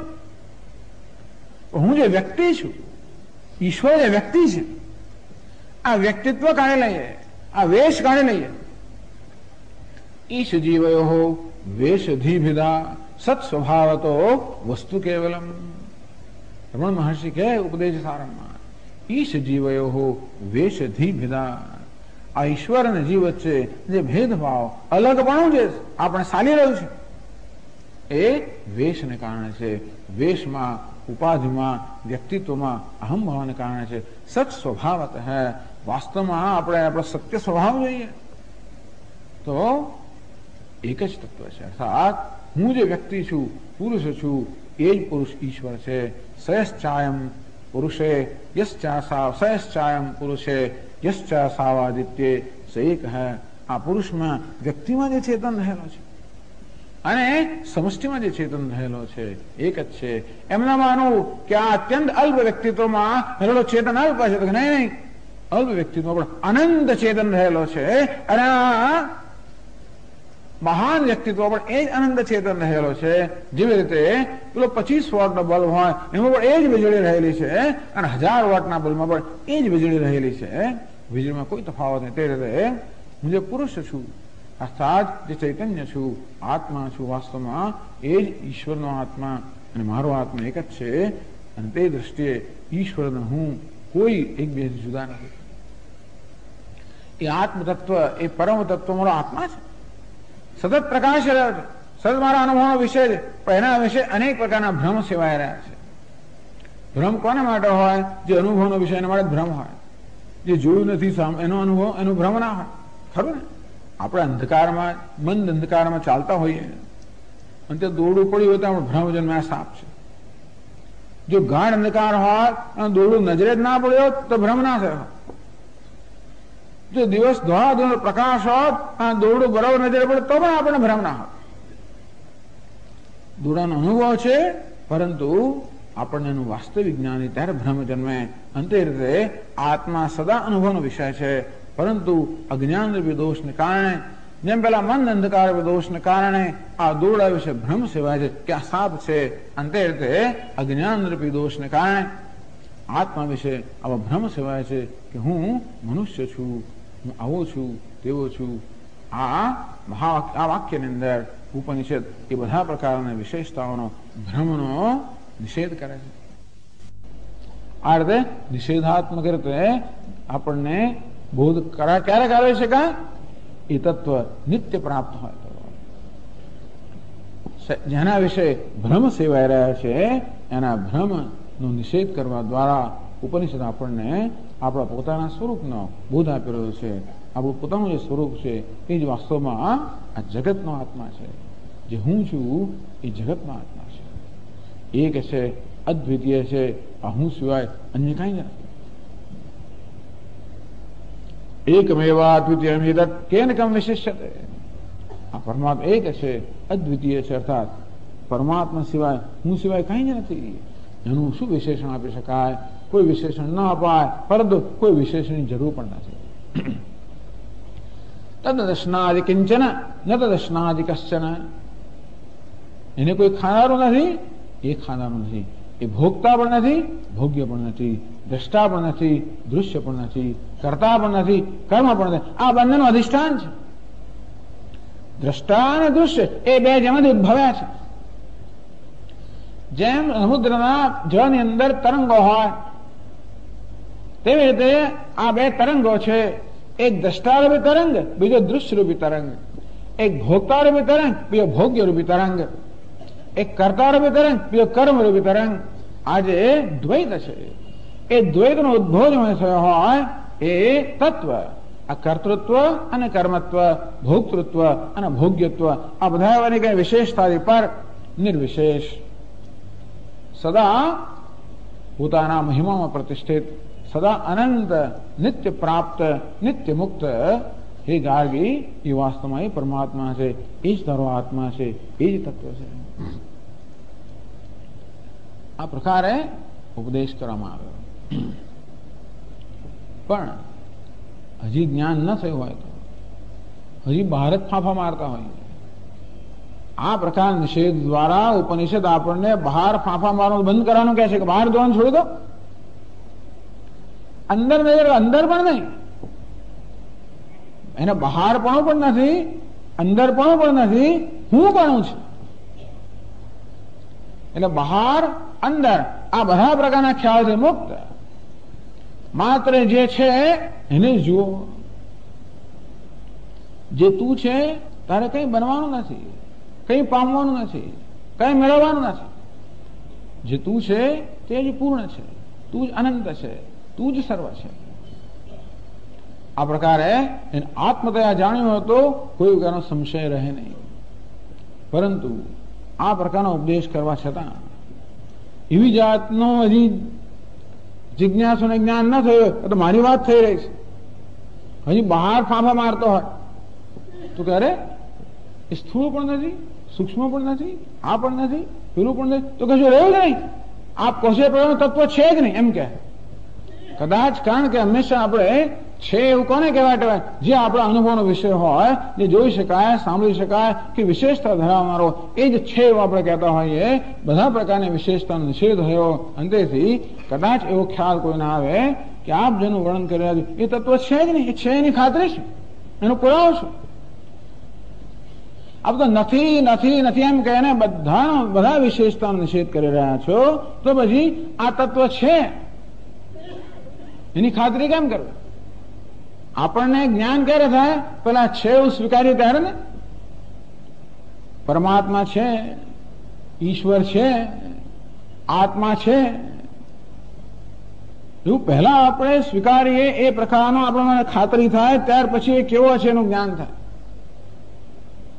અસ્તિત્વોપલબ્ધ અસ્થિતિ બ્રોતો અન્યત્ર કથમ તદુપલભ્યતે. એ પરમાત્મા છે એ પ્રકારનો સ્વીકાર કર્યા વગર એનું જ્ઞાન કેમ થાય? પરંતુ જયારે નથી નથી એમ કે નિષેધ કરવામાં આવે ત્યારે કદાચ કોઈ એવા નિર્ણય પર આવે કે આ ઉપનિષદ એમ કહી રહ્યું છે કે વાસ્તવમાં આ તો શૂન્ય જ છે, કશું છે જ નહીં, તો કે ના, શૂન્ય નથી, એ નથી એમ નથી, વાસ્તવમાં પરમાત્મા છે, આ પરમ તત્વ છે, એની ખાતરી છે, એનો પુરાવો શું? તો હવે પછીના વળી પાસે અત્યંત પ્રસિદ્ધ વાક્યમાં યાજ્ઞવલ્ક્ય ઋષિ ગાર્ગીને કહે છે, તો આ ઈશ્વર છે, દેખાતો નથી ને આપણે? ક્યાં દેખાય? આ વર્ણન તો મને ક્યાંય દેખાતો નથી, આપે એનું વર્ણન તો મને ક્યાંય દેખાતો જ નથી. એટલા જ માટે વૈજ્ઞાનિકો હોય જે પોતાની જાતને તાર્કિક માનતા હોય, નૈયાયિક માનતા હોય, રેશનલ માનતા હોય, અમે તો પુરાવો આપો તો સ્વીકારીએ એવું માનનારા લોકો ઈશ્વરને સ્વીકારતા નથી. ઈશ્વર ન સ્વીકારીએ તો પછી આપણે આપણી જાતને સ્વીકારતા જેવું થઈ જાય. અસન્નેવ સભવતી અસદ બ્રહ્મેતે વેદ છેદ. ઉપનિષદ કહે છે અસદ બ્રહ્મેતે વેદ છેદ. જેમ કોઈ કહે કે બ્રહ્મ નથી, પરમાત્મા નથી, ઈશ્વર નથી, આ જગતમાં સત્ય નથી, અસન્નેવ સ્વભાવતી, આ પ્રકારની માન્યતા ધરાવનારું અથવા આ પ્રકારની માન્યતાને પોતાના જીવનનો આધાર બનાવનારા મનુષ્ય પણ અસત બની જાય છે, ન હોવા બરાબર બની જાય છે, અર્થાત એનું જીવન વ્યર્થ જાય છે. જીવનમાં ઈશ્વર જ ના હોય, સત્ય જ ના હોય, ધર્મ જ ના હોય, કોઈ નિયમ જ ના હોય, કોઈ મૂલ્ય જ ના હોય, એ જીવન કેવું હોય? તો આ પ્રકારની અંદર અસ્થૂલમ અનુણ એમ કહીને વાસ્તવમાં ઈશ્વરનો આત્મદેવ ઉપદેશ કરવામાં આવ્યો.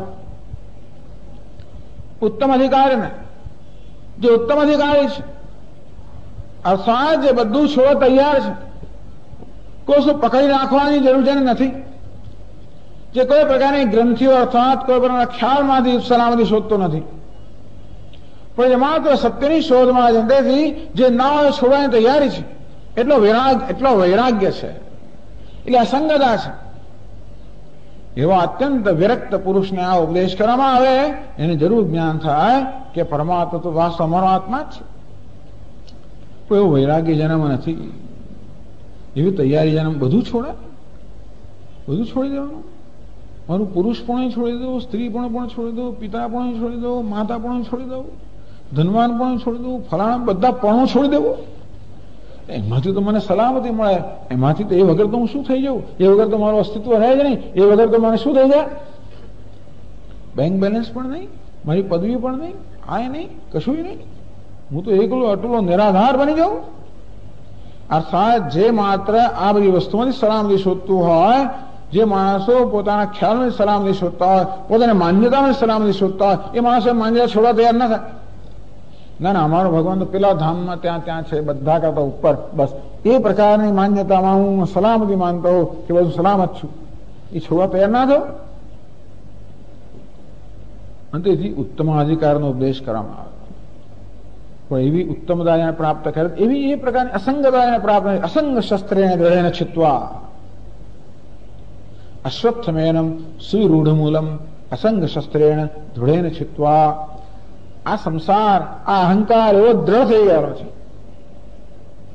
ન રૂપમસ્ય તથોપલભ્યતે નાંતો ન ચાવે ન ચ સંપ્રતિષ્ઠા. એનું શું રૂપ છે નક્કી કરી શકાતું નથી, એનો ક્યારે પ્રારંભ થયો નિર્ણય ના કરી શકાય, એનો ક્યારે અંત આવશે પણ નિર્ણય ના કરી શકાય, એનું અત્યારે શું સ્વરૂપ નિર્ણય ના કરી શકાય. એવો અહંકાર જેનો નિર્ણય થઈ ના શકે, અને છતાં એવો દ્રઢ થઈ ગયો છે, જેનું કોઈ રૂપ નથી, અને છતાં એવો દ્રઢ થઈ ગયો છે. અસંગ શસ્ત્રેણ દૃઢેન છિત્વા, એ દૃઢ અસંગ શસ્ત્રને છેદવો જોઈએ, પણ હજી જેને છેદવાની એવી તાકાત નથી. તાકાત એટલે એવી હિંમત નથી, એટલે કે એવી અસંગતા નથી, એ મુક્તિ નથી, એ વૈરાગ્ય નથી. કર્મના ફકીરી ફિર ક્યાં દિલગીરી, એવી ફકીરી નથી હજી. ફકીર નથી નહીં કે આપણે કપડા બડા કાઢીને આમ રખડ્યા કરે, એનું નામ ફકીરી નથી.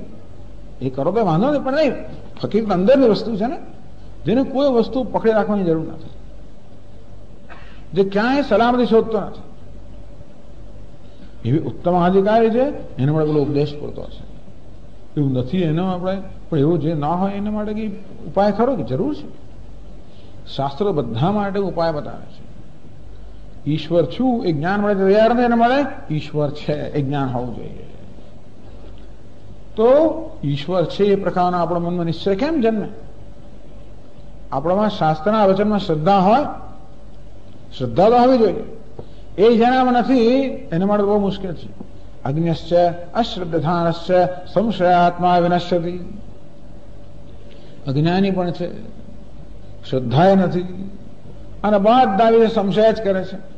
એક દાળમાં કાળું છે, સ્વામીજી આમ કહે છે ખરા, પણ એની પાછળ આમ કઈ ઈરાદો હોવો જોઈએ, મને આમ ફસાવા માંગતા લાગે છે, આમ ભલે ભલું કહે છે ખરા, પણ એની પાછળ આમ કરીને આમ પકડે છે છેવટે આપણને આપણું કંઈક લાભ કંઈક કરશે ખરા.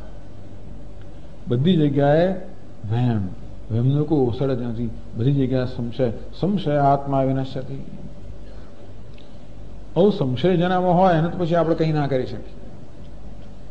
એના આશીર્વાદ આપીએ આપણે, એ ભગવાન એને સદબુદ્ધિ આપે. એ કંઈક સંશય તો કશું કરી જ ના શકે ને. આપણે કહીએ કે ભાઈ તું દૈનિક દાન કર કે પુણ્ય કર, શું કામ મને કહેતા હશે? શાસ્ત્ર કે દાન કર, શાસ્ત્રો અમલા શાસ્ત્રો તો આ લોકો ઉભા કરેલા છે આ લાભ લેવા માટે. આ બધું કોણ જોયું છે? કોઈ કર્યું છે? દાન આપવા દેવું ફળ મળે કોઈ જોયું છે?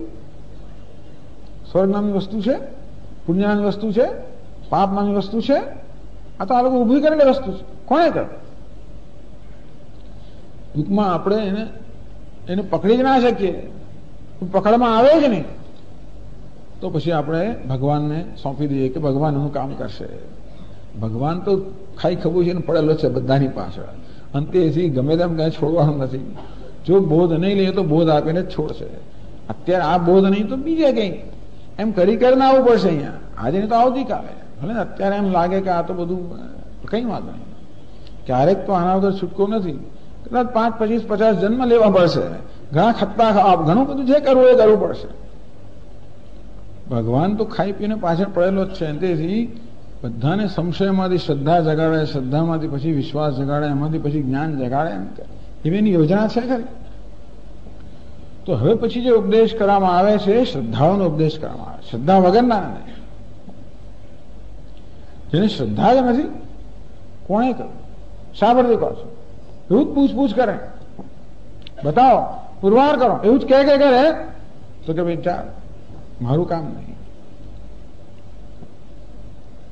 પણ જેનામાં કંઈક શ્રદ્ધા છે એનામાં આપણે આ પ્રકારનો વિશ્વાસ જન્માવી શકીએ કે ઈશ્વર છે. એને હવે કહેવામાં આવે છે તો કહે છે આગળ, એતસ્યવા અક્ષરસ્ય પ્રશાસને ગાર્ગી સૂર્ય ચંદ્રમસૌ વિધૃતૌ તિષ્ઠતઃ. एतस्यवा अक्षरस्य प्रशासने गार्गी द्यावा पृथिव्यो विधृते तिष्ठतः.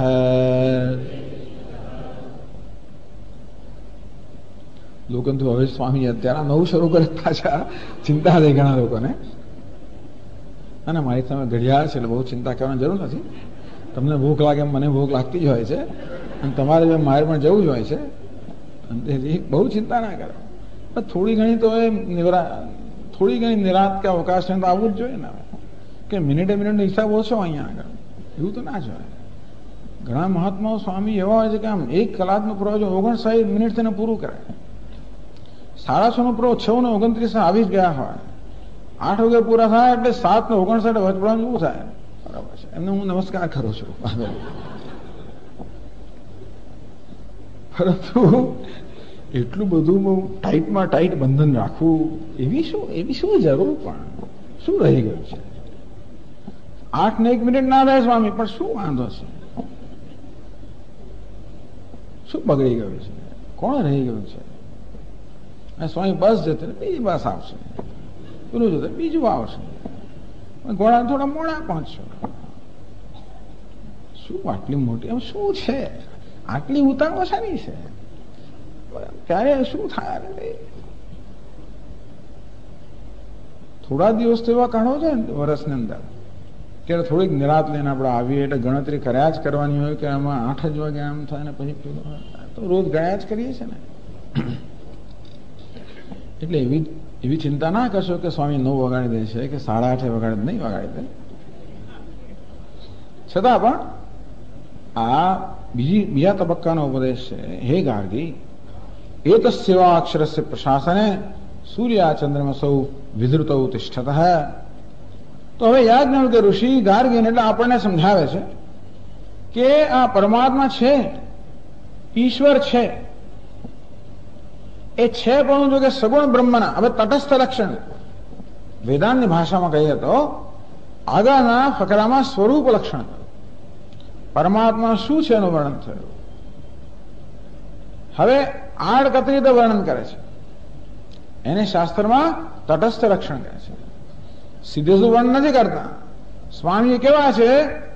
સીધું વર્ણન કરવાને બદલે જો જ્યાં આગળ જો પેલી ફલાણી મોટર ગાડી ભરી હોય ને એ આશ્રમ પાસે, પેલા ફલાણું ઝાડ છે ને એની પાસે, જ્યાં જરા મોર નૃત્ય કરતા હોય એની પાસે, એવું બધું વર્ણન કરે.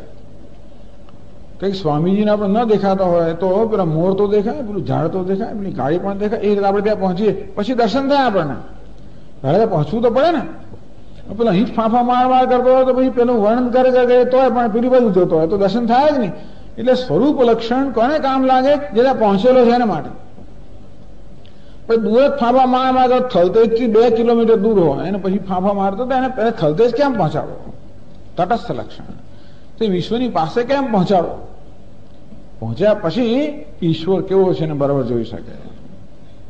તો ઈશ્વર છે એ પ્રકારનો વિશ્વાસ નિશ્ચય કેમ જન્માવો? તો આપણે હવે જગત તરફ નજર કરવાનું કહે છે કે જો આ જગતમાં એક વ્યવસ્થા છે, એક નિયંત્રણ છે. સૂર્ય ચંદ્રમસૌ વિધૃતૌ તિષ્ઠતઃ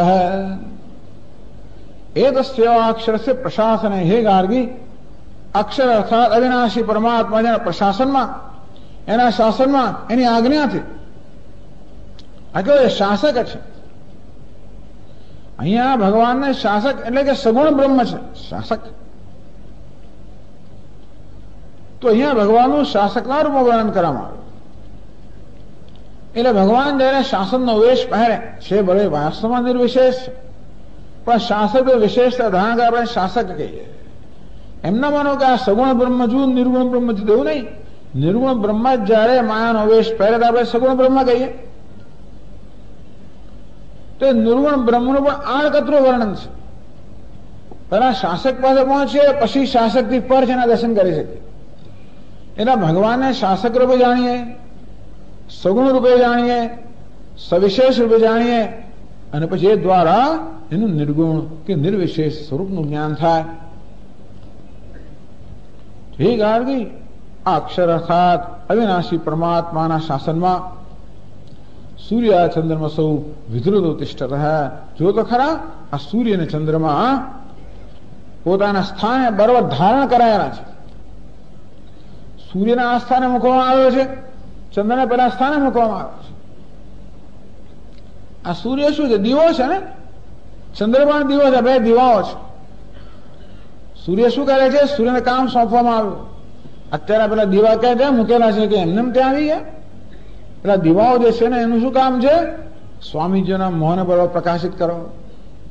પહેલે દિવસે બરોબર દેખાતું નહોતું એટલે બધા દીવાઓ મૂકવામાં આવ્યા, મોહ બરોબર પ્રકાશિત થાય. પાછા એને ગમે ત્યાં નથી મૂકવામાં આવ્યા.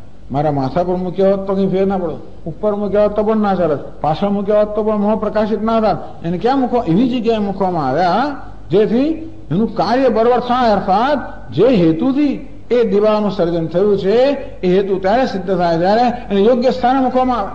નીચે મૂક્યા તો પણ ના થાય, પાછળ મૂક્યા તો પણ ના થાય, માથા ઉપર મૂક્યા તો પણ ના થાય. એવી જગ્યાએ મૂક્યા છે જેથી એ દીવાઓ બરોબર જે હેતુ અર્થાત આ સ્વામીજીને બરોબર પ્રકાશિત કરી શકે. આવું જયારે જોઈએ ત્યારે આપણે જોઈએ કે કોઈ જાણકારે કરેલું છે. પહેલા જાણકાર છે એને દીવો બનાવે. પહેલા તો દીવો કેમ બનાવવો હોય એનો જાણકાર હોવો જોઈએ. દીવાને ક્યાં મૂકવાનો પણ જાણકાર હોવો જોઈએ ને.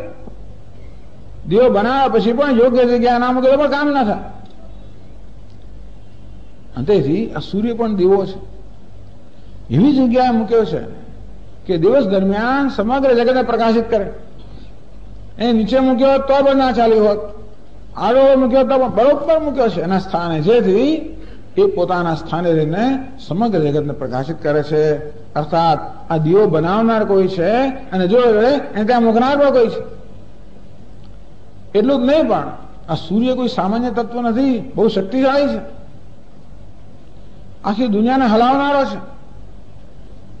અહીંયા વરસાદ લાવનારો છે, પવનના વાવાઝોડા ઉત્પન્ન કરનાર છે. આ સૂર્ય તો બહુ કરે છે બેઠા બેઠા, સ્વયં શક્તિશાળી છે. અને તેથી કોઈ આપણે બેસાડી રાખે આપણે ગમે ખરું?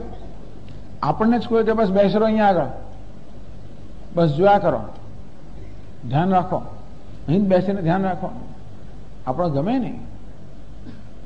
પેલું જરા આડો થાય એટલે જરાક થોડુંક ચા પી લઈએ, કોફી પી લઈએ, આમ જઈએ તેમ જઈએ. આમ ઘણી વાર રાત્રે પેલા બધા સુરક્ષા પેલા એને દરવાજને મૂકવામાં આવે છે ને, એ પણ થોડી વાર ઊંઘી લે, થોડી વાર જરા આમ જઈ આવે તેમ જઈ આવે બધું કરે. હું કહું આખી રાત જાગે તો ના સ્વામી થોડું ઊંઘવાનું મળે તો ચાલે. કઈ બોલો નિયંત્રા જતો રહે ને ત્યાર પછી આપણે જેમ કરો એમ કરીએ. પેલો ઉભેલો હોય તો બરોબર પેલો દરવાનો ઉભેલો હોય તેમાં સૂર્ય આમ ટાઈટ થઈને ઉભેલો છે, જ્યારે આડો જતો નથી, એના સ્થાને બરોબર રહેલો છે. અને તેથી એ ક્યારેય પણ પોતાના ધર્મથી પોતાના કાર્યથી ક્યારેય વિચલિત થતો નથી. એને એમ કે રોજ મારે ઉપર ને ઉપર રહેવાનું, જયારે નીચે આવો તો જેવું તો નહીં, ત્યાં જ રહેવાનું, એ જ જગ્યાએ રહેવાનું, પ્રકાશિત કરવાનું દિવસ દરમિયાન, રાત્રે નહીં. આટલો જ પ્રકાશ, સવારમાં આટલો પ્રકાશ, બપોરે આટલો પ્રકાશ, સાંજે આટલો પ્રકાશ, શિયાળામાં આટલું, ઉનાળામાં આટલું, ચોમાસામાં આટલું. આ બધી ગોઠવણ કરી રાખેલી છે, બધા બધા સૂચનાઓ આપેલી છે. એ સૂચનાઓમાં સૂર્ય આજ્ઞાંકિત જાણે સેવક હોય એમ અમલ કરી રહ્યો છે ને. ક્યારે ઉઠવું, ઉગવું, ક્યારે આથમવું, કેટલી ઝડપથી દોડવાનું નહીં, હું કહું એટલી ગતિથી જ જવાનું. પૂર્વ પશ્ચિમમાં સૂર્યની ગતિ પણ બરોબર નક્કી કરેલી છે. સૂર્ય એમ કે લાવો જરા થોડું જલ્દી દોડીને પહોંચી જવું તો કે નહીં. આપણે એમ થાય ને કે રોજ ત્યાં જ પહોંચવાનું જ છે વટે, જરા જલ્દી જતા રહીએ એટલે પહોંચી જાય કામ, તો કે નહીં, જરા વહેલા તો સુઈ જવાય. ત્યાં ના પહોંચે સુવાય નહીં, અસ્ત ના થાય. એટલે જલ્દી જતો વહેલા જલ્દી સુવાય, વહેલા ઉઠી જઈએ તો કશું જ નહીં. જે કહ્યું છે એ જ ગતિએ જવાનું, એ જ રીતે જવાનું. આટલું બધું શક્તિશાળી તત્વ, કોઈ સ્વતંત્રતા નથી. એ બતાવે છે કે કોઈકની આજ્ઞા છે અને જોનાર છે, પાછો ધ્યાન રાખનાર છે અને પોતાની આજ્ઞાનો અમલ કરાવનાર છે. એ તો સેવા અક્ષરસ્ય પ્રશાસને, જેવી રીતે કોઈ રાજા હોય, એ રાજા પોતાની એને પેલા પ્રજા અને સેવકો હોય બરોબર એની પાસે કેવું એના પર કેવું શાસન કરતો હોય, તેવી રીતે આ સૂર્ય પણ જાણે કે કોઈ સેવક ના હોય. એ પ્રકારે આજ્ઞાંકિત રીતે એને કયા પ્રમાણે વર્તી રહ્યો છે, એને જે સ્થાને મૂકવામાં આવ્યો હોય, જે કાર્ય માટે નિયુક્ત કરવામાં આવ્યો, જે રીતે કાર્ય કરવાનું એ નક્કી કરે એ પ્રમાણે કરી રહ્યો છે. આમ આ સૂર્યના વર્તન પરથી આપણે જોઈ શકીએ કે સૂર્ય પણ આજ્ઞાંકિત છે, એને પણ કોઈ આજ્ઞાને અધીન છે, એના પર કોઈ શાસન કરી રહ્યો છે. ચંદ્ર પણ એવો જ છે, ત્યાં એને ક્યાં મૂકવામાં આવે, એ પણ રાત, દિવસે નહીં, રાત્રે. રાત્રે તારે પ્રકાશિત કરવાનું, તે પણ વૃદ્ધિ ક્ષય પ્રમાણે. જે પૂનમ દિવસે આટલું, અમાસ તો કે આવી એકમ, પડવો, આઠમ, આ બધું નક્કી કર્યું કે તારે કયો આકાર હોવો જોઈએ, કેટલું તેજ હોવું જોઈએ, કેવો રંગ હોવો જોઈએ, ઉગે ત્યારે કેવો રંગ, આથમે ત્યારે કેવો રંગ, આ બધું નિશ્ચિત કરવામાં આવ્યું છે. એની ગતિ નિશ્ચિત છે, એનું સ્થાન નિશ્ચિત છે, એની તેજસ્વીતા નિશ્ચિત છે, એનું રૂપ નિશ્ચિત, બધું નિશ્ચિત છે. એમાંથી ટસ ને મસ્ત થવાની કોઈ એનામાં સ્વતંત્રતા નથી. ચંદ્રમાં ભલે ને આપણને ગમે તેટલું ચંદ્રમાં પૂર્ણમાં આવે એટલે આપણા મગજમાં આમ થાય ને અમાસમાં બીજું, એ આપણને ગમે તે ચંદ્રમાં રંજાડતો હોય. લોકોનું વર્તન પરથી આજે આવ્યું ને છાપાની અંદર, સ્વામી આ પૂનમ આવું થવાનું, 17 માણસો મરી ગયા, કેમ ગાણ પણ આવી જાય. ચંદ્રમાં પેલો પ્રકાશ ને પૂનમ આવે ગાણ પણ આવે. ગાણ પણ આવે એટલે મારી જીપ આમથી આમ ચલાવવાનો, મોટર આમથી આમ, બસ જે આવ્યું કચડાયું, ગાણ પણ. એમ કરીને ચંદ્રમાં કેટલામાં ગાણ પણ લાવનારો છે, બહુ શક્તિશાળી છે, બધાના મનનું નિયંત્રણ કરનાર છે. અને છતાં એને પોતાને સ્વતંત્રતા નથી, એનું નિયંત્રણ થયેલું છે. સૂર્ય ચંદ્રમાં સૌ વિધૃત તિષ્ઠત હે ગાર્ગી, જે પરમાત્માના પ્રશાસનમાં, જે અક્ષર કે અવિનાશી પરમાત્મા પ્રશાસનમાં આ સૂર્ય ચંદ્રમા વગેરે અત્યંત સ્વતંત્ર શક્તિશાળી તત્વો સદાપણ પોતપોતાના સ્થાને ધારણ કરાયેલા છે.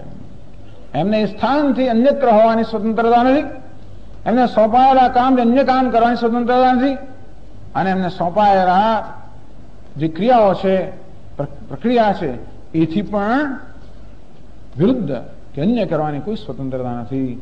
આમ સૂર્ય ચંદ્રમાના વર્તનથી આપણે જોઈ શકીએ કે કોઈ શાસક છે, કોણ છે?